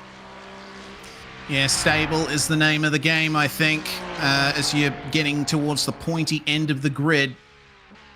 His first sector time was in the vicinity of what Summit Sim Sports and DBM and OPR were able to set.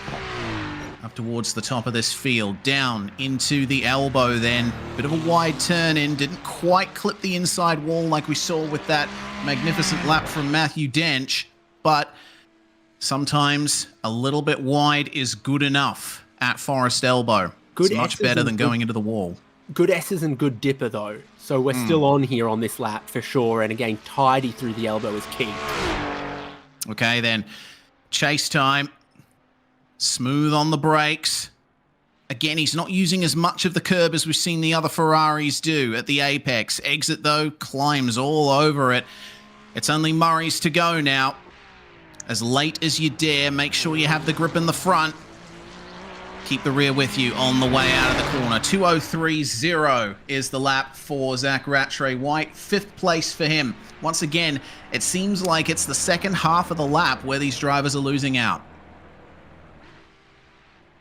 Yeah, overall, a tidy enough lap, no doubt, but just not lightning in the bottle anywhere like you might have hoped to have seen, and like some of the other Ferraris have been able to manage. On to one of a couple of Audis that we're now going to see deep into this shootout. Track's still cooling. We're down to 46. We saw a high of sort of 48.5. So you're not put out at all by what the track conditions are right now. If you're any of our last runners, you think in these track conditions right now, you can go for pole. Yeah, you certainly can, and this is a real heavy hitter here. Alexander Bird in the WSR Esports butt kicker entry. Love this livery. Got a few kangaroos on it. Not least the boxing kangaroo that first made its appearance on Australia 2 in the America's Cup back in the 80s. Love a wing on a keel, don't you? Oh yeah, absolutely. But unfortunately, there's no room for wings on the keels of these things.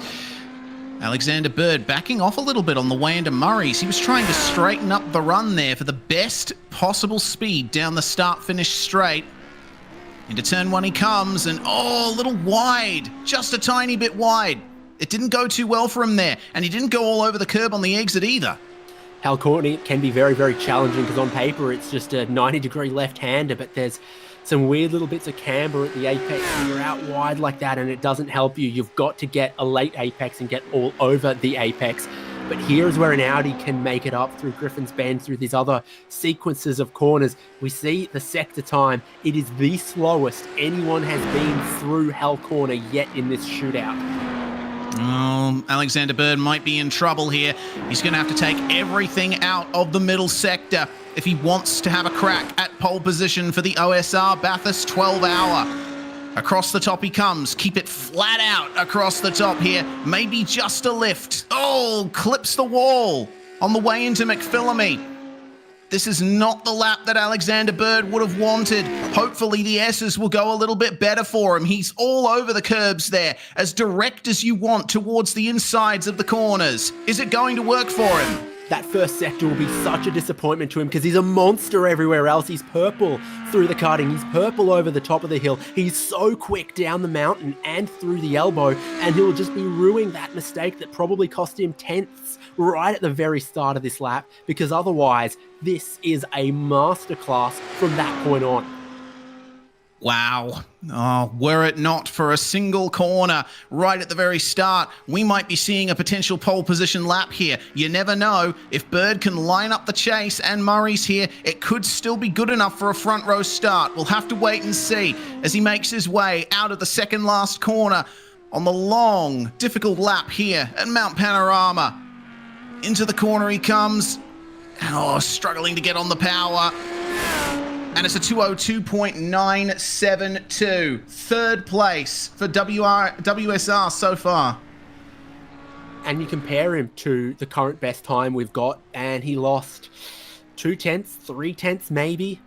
Well, he lost 2 tenths to the pole time in that first sector, and based on how quick that car was everywhere else, you go, he probably lost 3 tenths to what his optimal would have been, and I think you'll know it. You know, that car was so quick everywhere else. He's got 3 purple sectors of 6. He was quick through the corners. He was quick through the metal grate. He was even quick down Conrod Straight here. That car was quick in so many places except Hell Corner Turn 1 right at the very start. Well, now we have another Porsche to compare that Audi lap to. Reese Gusul in Evolution Racing Team 261. This has been a mighty quick car across the top of the mountain. Some of the driving I've seen from Gusul in years past has been nothing short of incredible. Let's see what he can do. Lap begins now. And he has to make sure that he lines up the apex of Hell Corner. Slightly cooler track temp. Beautiful run through. Yep, exactly what was just missing from Alex Bird's lap time. Reese Gusul nails it.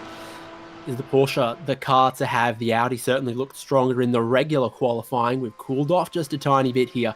And the Porsche can be quick. It's currently sitting second. How's it going to go in the hands here of Reese Gusul? Out of Griffin's Bend, the car looks nice and stable. It's at the cutting where you really start to see the effects of oversteer. Doesn't take as much of a wide line in, but that's okay. You can use the inside of the corner to launch yourself through it. Now it's foot to the floor from here. This is good. This is a 10.5 up on what's currently the pole time. So a really great start to the lap from Reese Gusul. 2 great sectors. It's looking precise. Comes over McPhillamy Park here through that drop. Just clips the apex. Just clips the exit. Lines it up over Skyline. Throws it over there with speed. And he gets a big slide through the S's. Too much curb. Way offline through the dipper here. Oh, that will cost him a tenth or 2 potentially. He's going to have to nail the exit of the elbow here. Wide as you want on the way in. It's all about the power application. Did I hear right? He might have had to back out of it a little on the exit there to avoid clobbering the wall. Perfect first 2 sectors, and now it starts to fall apart a little bit. He's got the opposite of how Alex Bird's shootout lap just went. It was so good initially, but you can still salvage a second row, a third row out of this. Here we go then. Easy does it. Through the chase. A little bit of chatter going on in the chat in Sim. We'll bring you an update on that. Not too sure what's going on there, but Reese Gusul, final apex of the lap over the grass on the exit. Will this be a 202? It will be 202.8. That is a new provisional pole time for Evolution Racing Team 261. But is it going to be enough to secure the first position for the start of the OSR Bathurst 1000 tomorrow? We are confirming that it will be enough, because there's a little bit of controversy going on here. The car that we were expecting to get pole position here, Dylan Burse in the Eclipse Sim Sports 5.6, apparently escaped on the outlap. And that means that he's not going to be able to set a time. Or from the pit exit. So waiting at pit exit. I don't know. This is... there's obviously some discussion going on between Eclipse Sim Sports and Race Control regarding that. Race Director saying in the chat, you escaped, your lap is aborted, P15 start, very specific in rulebook. But is Burst going back out? What's going on here? Oh, No. there we go. That was the replay that we were just looking at. He escaped while he was still in the pits. So that's that. Little bit of a damper to finish things off here in the shootout session. So I get the feeling we can confirm Evolution Racing Team 261 on pole position for the OSR Bathurst 12 hour. Yeah, so it means that the front row of the grid is going to be Evolution Racing Team 261 and the Ferrari of Drop Bear Motorsports Beyond Blue 862, and then you've got Luke Rosella putting Blackout OPR on the second row of the grid, and Alex Bird kicking himself a little bit in the chat there because he knows that his lap time there, he was a 10th away from pole, but he knows he had 4 more tenths in him if he'd gotten turn 1 right. So there's 2 Audis that could have been on pole and are now asking themselves, how did we mess up the shootout? Well, in 2 very different ways. Yeah, goodness me. That's pretty incredible. Liam Reston still had a brilliant first sector time, but we'll have to settle for 11th. Holiday, Bentz, and Bilson, the next cars there. So that confirms a P15 start for what we know for sure is the fastest car on this grid. We are set up for one heck of a race tomorrow, David. 12 hours of racing coming up tomorrow. My goodness, I can't believe the ending that we just saw. A technicality in the rulebook defining the end of the shootout. But we will be back on SimSpeed TV from 8:30 a.m. Australian Eastern Daylight Time. We'll be covering the first 3 hours and last 3 hours of the race on Facebook, YouTube, Twitch, and Kick. I'm looking forward to it. Yeah, we've just had our mind in the GT3s for the last hour and a half, but you got to remember what a competitive field there is also in the GT4s. So much to look forward to from both of those categories, and potentially how they interact with each other across the 12 hours of racing that starts tomorrow. Absolutely. Well, thanks very much, everybody, for joining us for that very interesting conclusion to the shootout session. This has really set a great precedent for tomorrow's race. We hope that you join us for it, all 6 hours of live coverage that we are bringing to you tomorrow. I'm Reese Gardner, David Haynes with me. Big thanks to Simon Mazzomo for jumping in with us in the qualifying session as well. Jay Kennedy pressing all the buttons behind the scenes, bringing you these live pictures. We'll see you tomorrow morning, bright and early, here on SimSpeed TV.